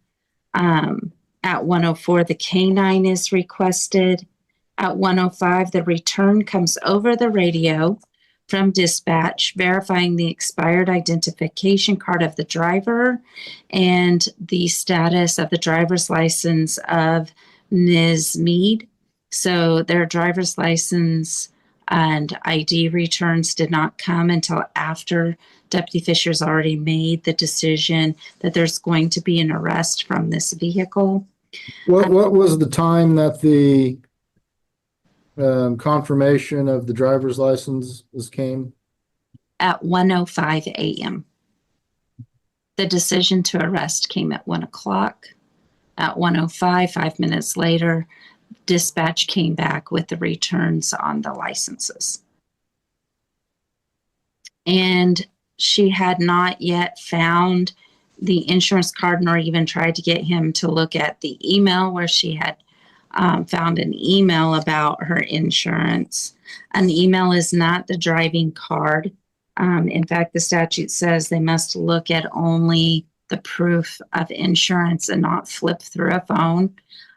There was statements made earlier, well, couldn't you have searched through that email? No, he cannot, according to statute. They are only allowed to look at the proof of ID. They're not allowed to go anywhere else into the phone without permission or a search warrant. He calls for backup at 1 o'clock in the morning when he makes the determination that he is going to make an arrest. It is an absolutely appropriate decision to ask for a backup officer before taking into custody a registered violent offender who has that warning on both his ID card as well as his NCIC returns. It isn't until 1:06 that the passenger, Miss Mead, finds a email regarding her insurance. She still hasn't found any paperwork. They still haven't talked about the insurance being in the trunk of the car. He is still working on getting the tag issue straightened around.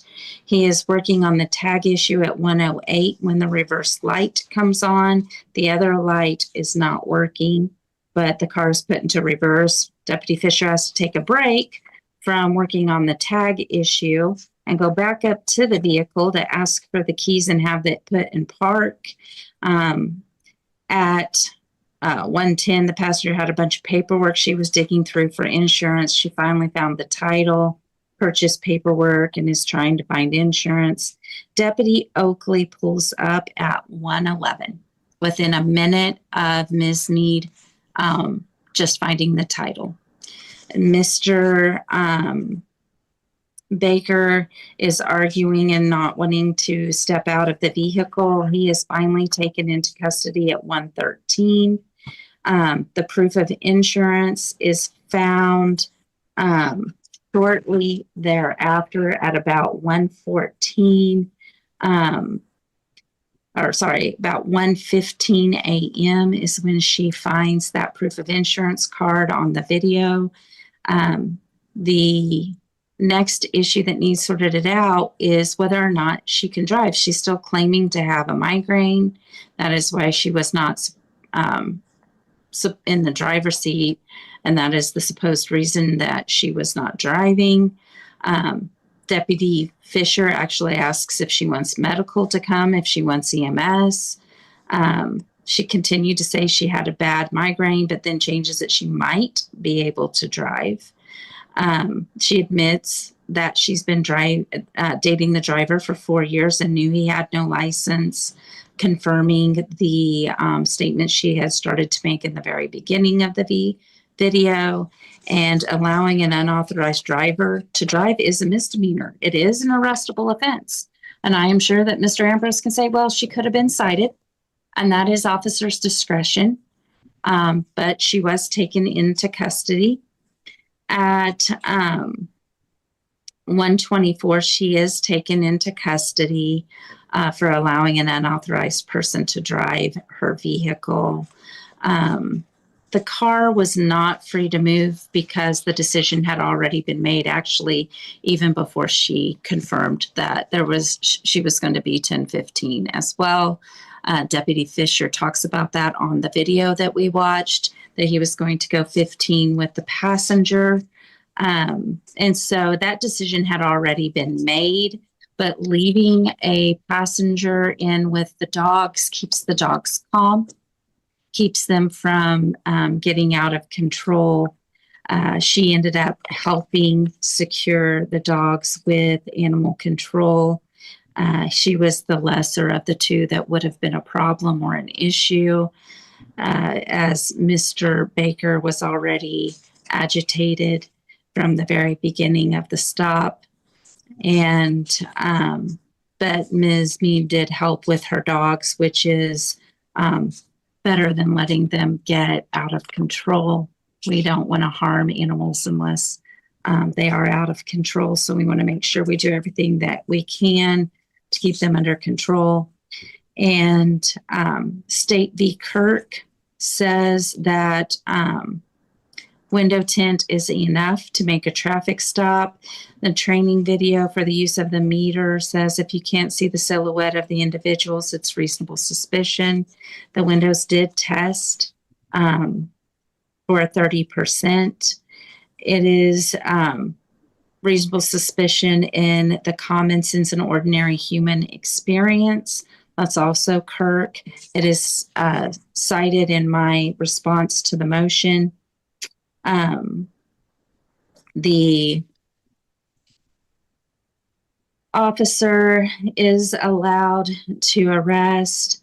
It no longer is a Terry stop. The moment there was a unlicensed driver behind the wheel, it immediately becomes a Carroll Doctrine stop where there is a crime being committed and there is probable cause to detain the car further under a probable cause and not reasonable suspicion. So Terry v. Ohio stops, and the Carroll Doctrine of Carroll versus U.S.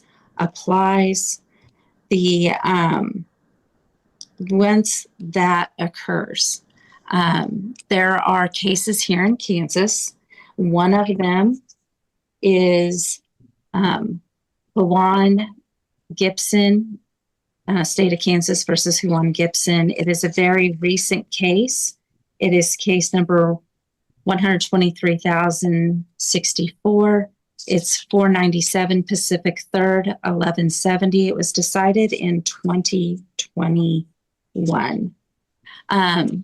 If Ms. Mead had not had an ownership interest in this vehicle, we'd be having a different conversation, and I would be arguing that she has no standing to challenge the stop, nor the sniff or the probable cause search of the vehicle. I took the time to make sure she does have an ownership interest in the vehicle, which is the only reason I haven't adamantly argued that to apply. She was the registered owner of the vehicle. There was also talk about the fact that the vehicle was not on Mr. Baker's Kansas Offender Registration Act offender registration, and he needs to register any vehicle he's going to be driving, especially routinely. The officer didn't know that at the time, surely. Yes, it was in the video. They discussed it. When she pulled out her registration, he asked, is it on his? She said, no, I'm the one that owns it. It only has to be on mine. Deputy Fisher responds, no, it must be on his if he is going to drive the vehicle. And she says, well, it's not on his.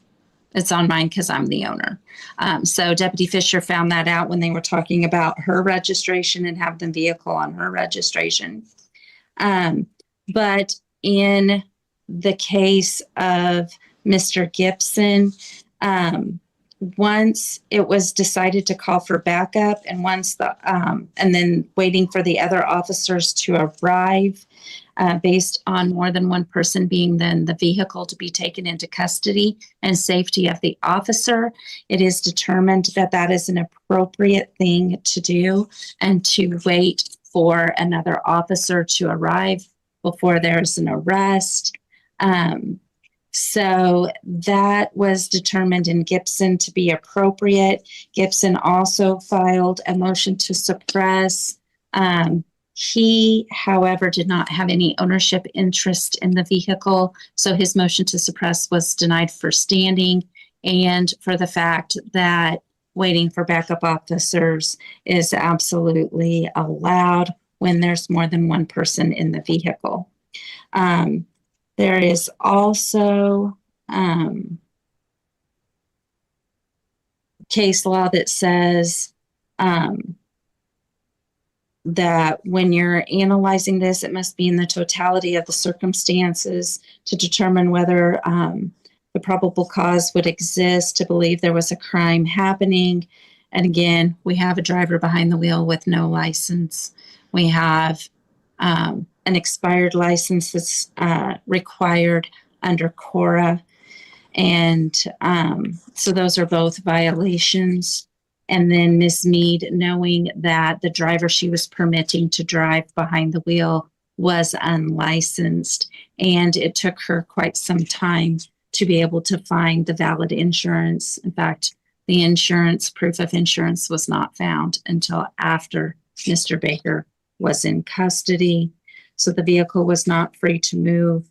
And then she was going to be taken into custody, but Deputy Fisher made the determination it was better to leave her in the vehicle with her animals so that the animals do not become agitated, pending anything further and her being taken into custody further. Once there's probable cause for arrest, Terry doctrine does not, or Terry stop does not apply. And so it is okay to detain the vehicle further, and believe that the case law shows that this was not a Terry doctrine extended stop, and there was already probable cause. Therefore, the state asked the court to deny the motion to suppress. Thank you, Ms. Gillette. Mr. Ambrose? Yes, Judge. I'm going to hit a couple points here. First, I'd like to go through the issues surrounding the legality of driving the car. First off, the confusion that the officer had about whether the car was registered appropriately was resolved. The officer evidently, sounds like he, based upon testimony of Deputy Fisher, that he had something messed up in how he was looking at it. He resolved to check that the registration was good. That moves us then to the issue of the insurance. At the very least, by about 21 and a half minutes in this video, insurance had been provided to Deputy Fisher. Alternatively, it would be our position that at about 12 and a half minutes in the video, Miss Mead attempts to provide the officer with an electronic proof of that insurance policy. Now, the state raised some concerns about that. And I'm looking at KSA 8-1604 C governs, and once, Judge, it's 8-1604 C. I saw you grabbing your book. governs the rules about what officers can and can't look at. A couple sentences in that states that for the purposes of this subsection, evidence of financial security shall be provided by a motor vehicle liability insurance provider, an identification card, or a certificate of insurance issued to the policyholder by the insurer, which provides the name of the insurer, the policy number, make and year of the vehicle, and effective and expiration dates of the policy, or a certificate of self-insurance signed by the Commissioner of Insurance. Such evidence may also be provided by displaying on a cellular phone or other type of portable electronic device of financial security as required by this subsection. Any person to whom such evidence of financial security is displayed shall view only such evidence of financial security. Such person shall be prohibited from viewing other content or information stored on the electronic device. We weren't expecting, nor there was no request for the officer to just go wander around in her phone. She attempted to show him this in a single email, and he refused to look at it. Now, a little bit further on in the stop, this issue is still resolved.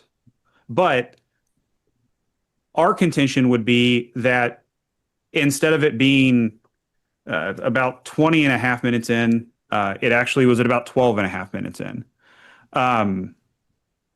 Excuse me, 21 and a half minutes, not 20 and a half minutes. That issue was resolved. Vehicle is tagged appropriately, is tagged appropriately and insured in Miss Mead's name.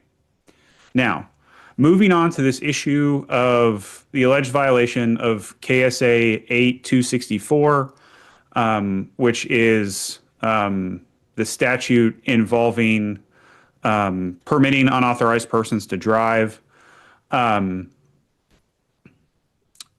Couple things here.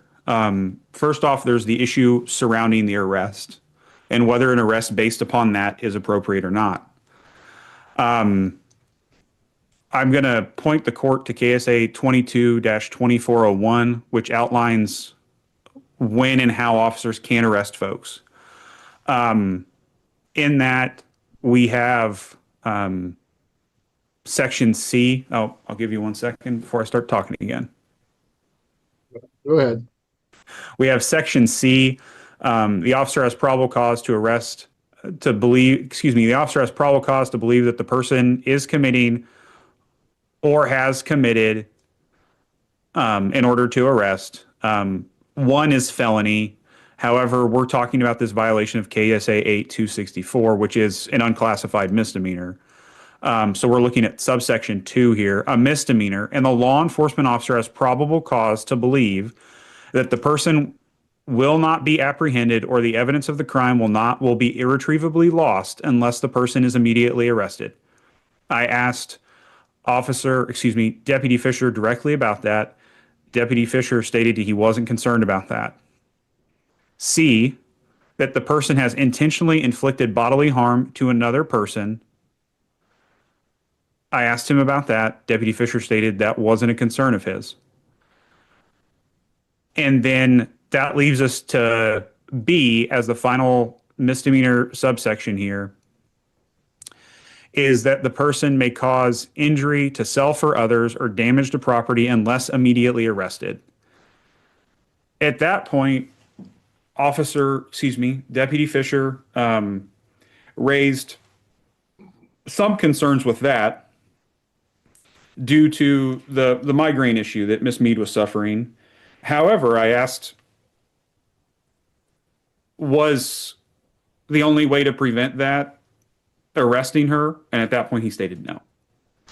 I believe that was an inappropriate arrest. I don't believe he had probable cause under the subsections in that statute to arrest. I do understand that officers have relatively wide latitude for arrest and have some discretion involved there. However, I don't think it meets the burden as per that statute.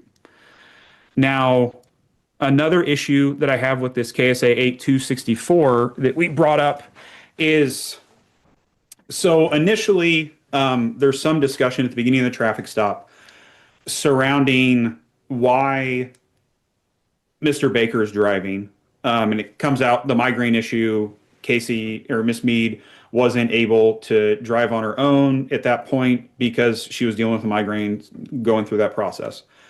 Later on, officer, I will someday get this right, Deputy Fisher then proceeds to come back and question her further about this.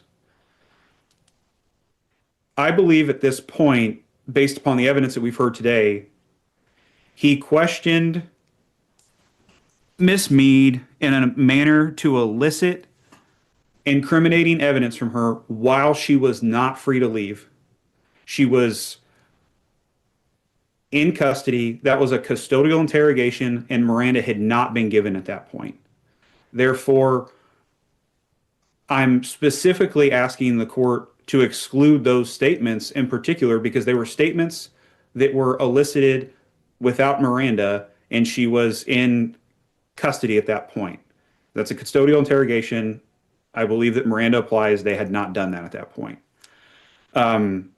Now, back to the kind of main concern that we have here is I believe that based upon the evidence we've heard today and testimony in the video we've watched, Miss Mead had provided registration and insurance to the officer.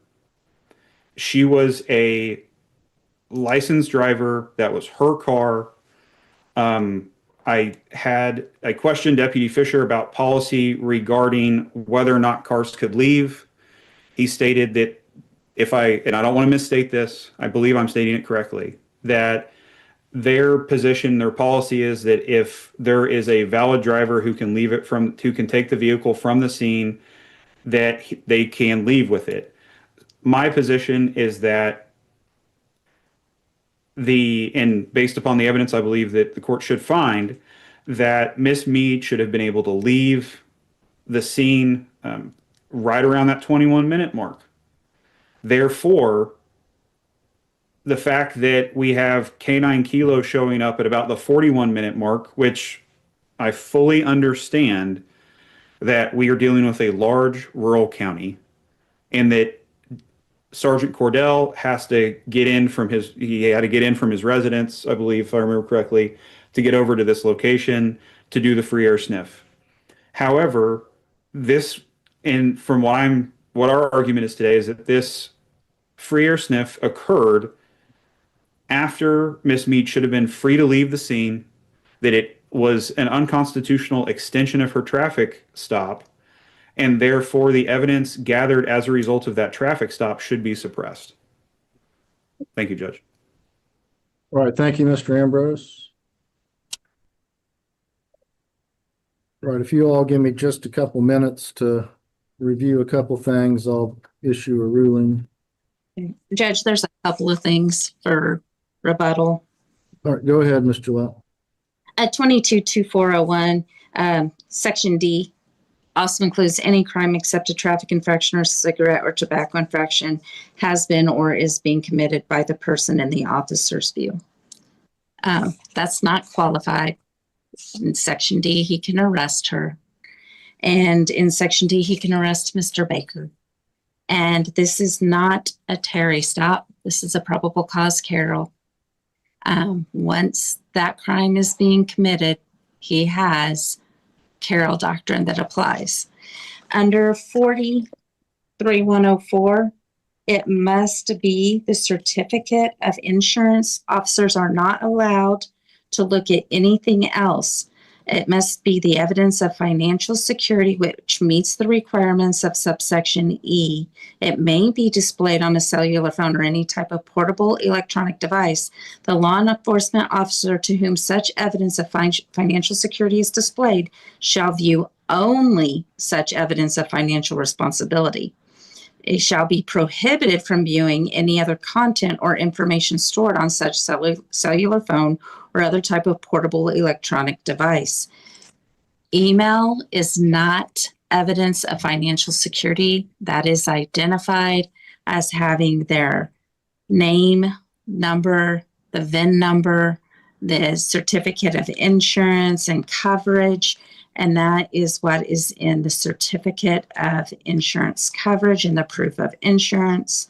A certificate or the proof of insurance card are the two items that he is allowed to look at on the phone. Email is not what he is allowed to look at. So the statute actually precludes us from looking at her email. And he's not supposed to go in and actually look at her email. All right. Anything else, Ms. Gillette? She was taken into custody immediately after the insurance was shown. The rest of the time, both people are in custody. Therefore, anything past that time is not attributable as to an extension or a delay of anything. This is a probable cause stop. Once Mr. Baker is determined to have committed a crime in the very first minutes of this stop, it's no longer a Terry stop. It's a Carroll Doctrine stop, and there is a crime that's been committed. And even though Miss Mead is in the passenger seat, unfortunately, she allowed her boyfriend / common law husband to be the driver, and she is stuck with him throughout the remaining of the investigation. All right. Thank you, Ms. Gillette. All right. I need to take just a brief recess. I want to review a few things and then we'll reconvene. All right. We're back on the record in State of Kansas versus Casey Mead. Let the record reflect the same appearances. Ms. Gillette, Mr. Ambrose, and Miss Mead are all present.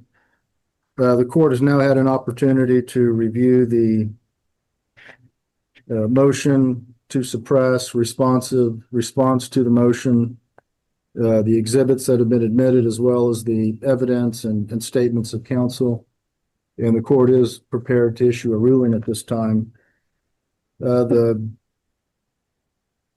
case here obviously is a traffic stop. The reason for the stop doesn't appear to have been contested. The officer suspected the tent was too dark for the vehicle, pulled the vehicle over for that purpose. Basically, the question before the court is whether or not there was a improper detention of Miss Mead. The situation here, the officer approaches the vehicle. This wasn't a standard stop in which the driver provides his documents. The officer goes back and runs those. The driver is agitated, immediately advises the officer that he's not a licensed driver, that he's only driving because Miss Mead, the passenger, had a migraine. They both provide their identifications. The driver, Mr. Baker's, had an expired ID. Miss Mead had a driver's license, which turned out to be a valid driver's license. At the time, Miss Mead wasn't able to produce, or Mr. Baker, a valid proof of insurance for the vehicle, which was a vehicle owned by Miss Mead. Per the testimony, she had just purchased that today.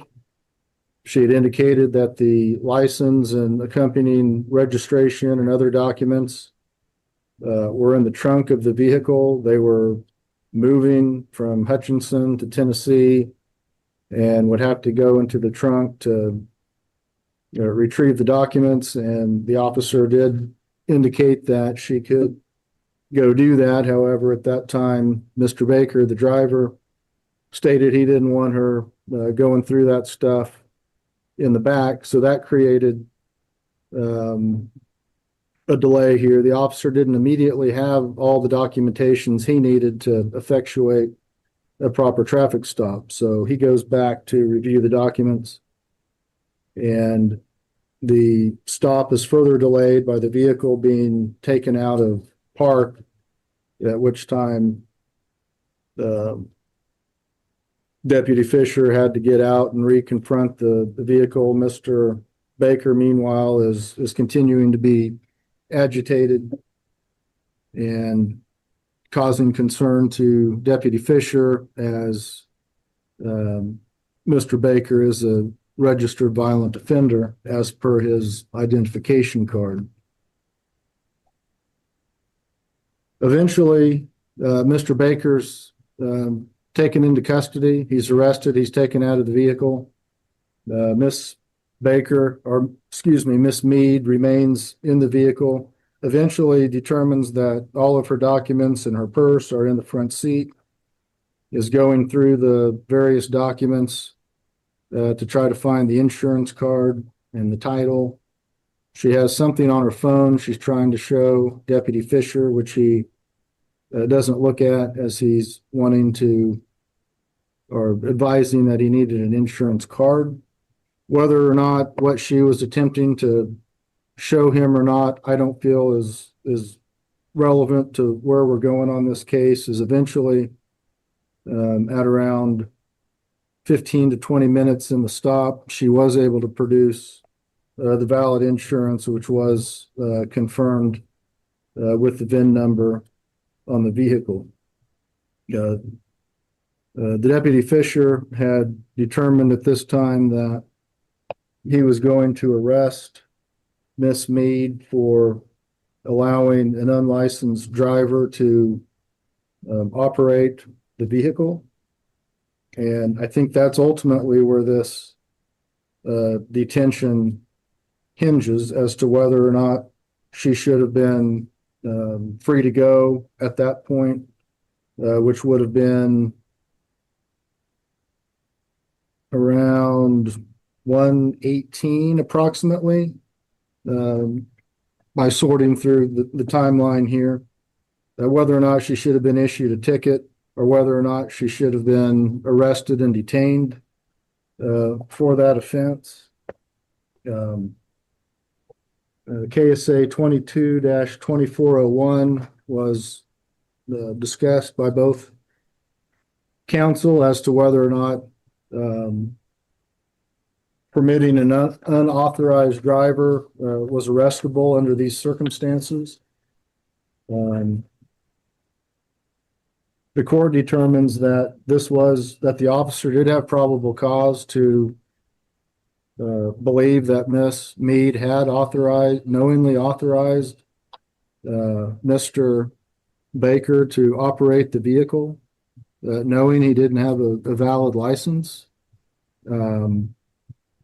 I think that's the probable cause was determined during the initial encounter between the parties at the beginning of the stop. Defense raises the issue as to whether or not, upon the direct question of Deputy Fisher after he had obtained the insurance, as to whether or not she knew he was the driver. That may or may not have been a question under whether or not she was free to go, whether that was a custodial interrogation. I think the probable cause was already there upon the initial encounter and the statements of the parties without that statement from Miss Mead. So ultimately, I do find that there was sufficient basis to detain Miss Mead, even after obtaining the insurance or providing the proof of insurance, as the officer had probable cause that she had committed that in plain view. He had pulled them over as they were driving. He witnessed that. Whether or not this was a Terry stop or a Carroll doctrine, I think once Mr. Baker's arrested and taken out of the vehicle, I don't think that really becomes an issue, as there's already a reason to further detain Miss Mead. The canine officer arrives at 1:34, which was approximately 10-15 minutes after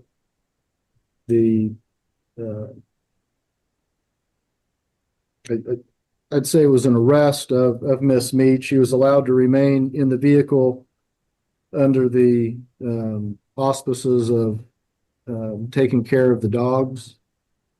But based on those findings, I'm going to deny the Motion to suppress. All right, scheduling. We're trying to determine if there's been an arraignment. It doesn't look like there's been an arraignment. Is that accurate, Mr. Ambrose, Ms. Gillette? Let me check, Judge. I don't have down an arraignment. I'm not seeing one, Judge. The original arraignment was scheduled for September 4th. At that time, there was a defense request for continuance to get the motion to suppress on file. Then we've been operating under this motion to suppress. So, Mr. Ambrose, you ready to proceed to arraignment today? We could take care of arraignment, Judge. We waive formal reading of the complaint and enter a not guilty pleas on all counts for my client. What we might do, if you're okay with it, is I'd like to talk with Miss Mead a little bit, and before we set a trial date, if we could have your next Thursday to set trial dates, if we call that a pretrial, and then set trial dates at that point if we need to. All right. February 19th at 9 o'clock is my next normal Thursday docket. Angela is April. My Greenwood Elk jury trial date is April 21. So Okay. if you wanted to treat September or February 19th rather as a status conference, we can do that. If you all have a resolution short of trial, we can take that up. If you just decide you want to take it to trial, then April is when it would be able to be tried. Okay. And then we don't have any speedy trial concerns and stuff like that. That'd be fine. Judge, I do have, we might make a note. I have I guess, let me ask this question. That's your normal day on the 19th. I do have a felony sentencing at 9 a.m. That's a docket call that day, which is irritating, but it is what it is. What do you have sometime that afternoon that we could take care of this real quick? I'm trying, one of my New Year's resolutions is to avoid jumping between multiple Zooms at the same time. Yeah, let me check. Thank you, Judge.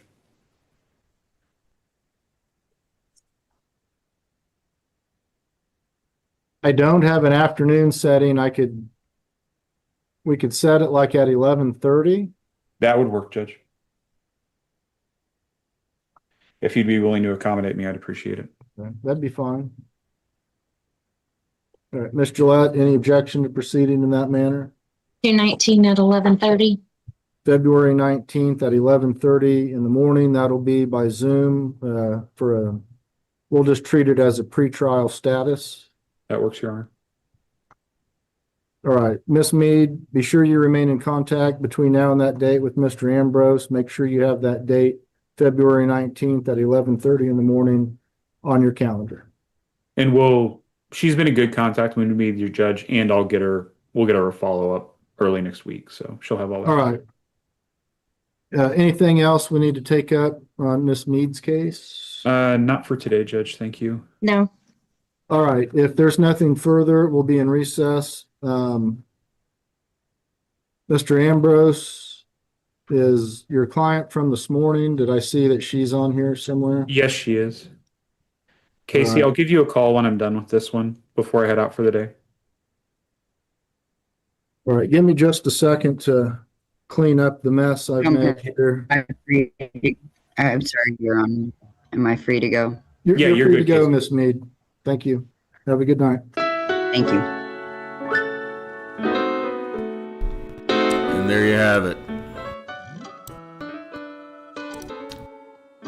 That's how the cookie crumbles. Or yeah,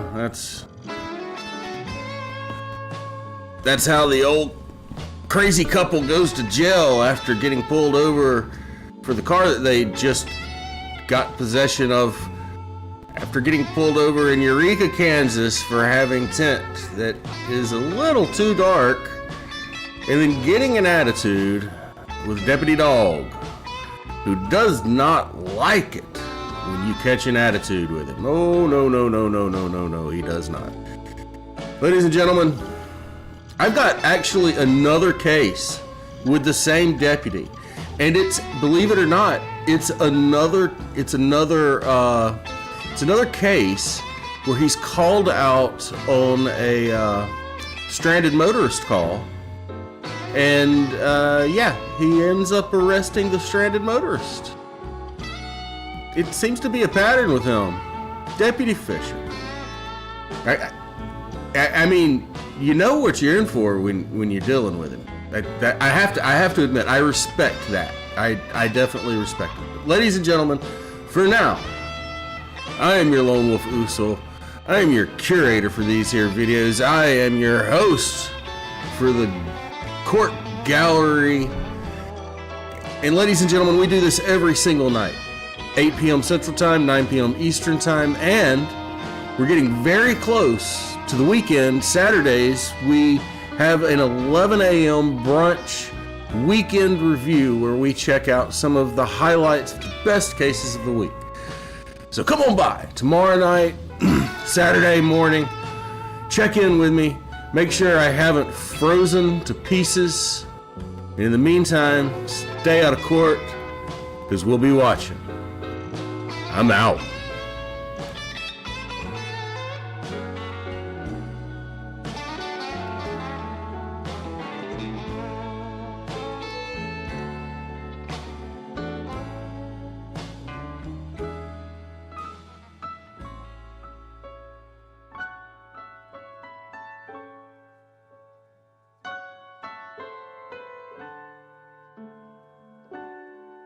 Oh yeah, we're gonna be watching the other Fisher stop together. Maybe this weekend. I don't know. I can tell you for sure this weekend we have Judge Simpson and the 401k housing issue. Oh my gosh, it's gonna be good. It's gonna be good. Oh yeah, be here. Be square.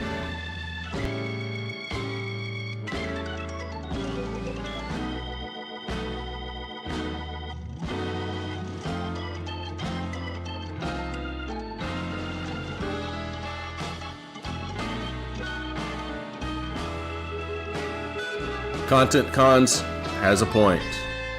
It is definitely a good point. Yes, sir.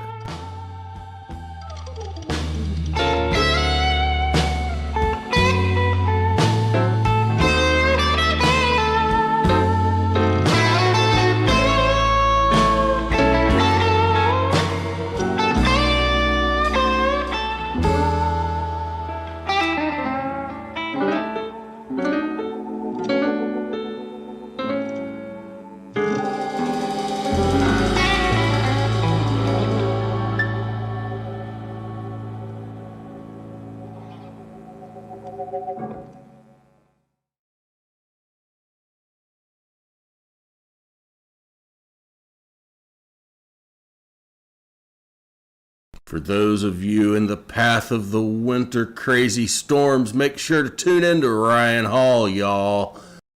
Get all your winter weather updates. And thank you very much, Colin, for the raid earlier tonight. Make sure if you're not subscribed, get over there and subscribe to Coolin' with Colin, one of the coolest creators out there. Y'all have a great night. Bye!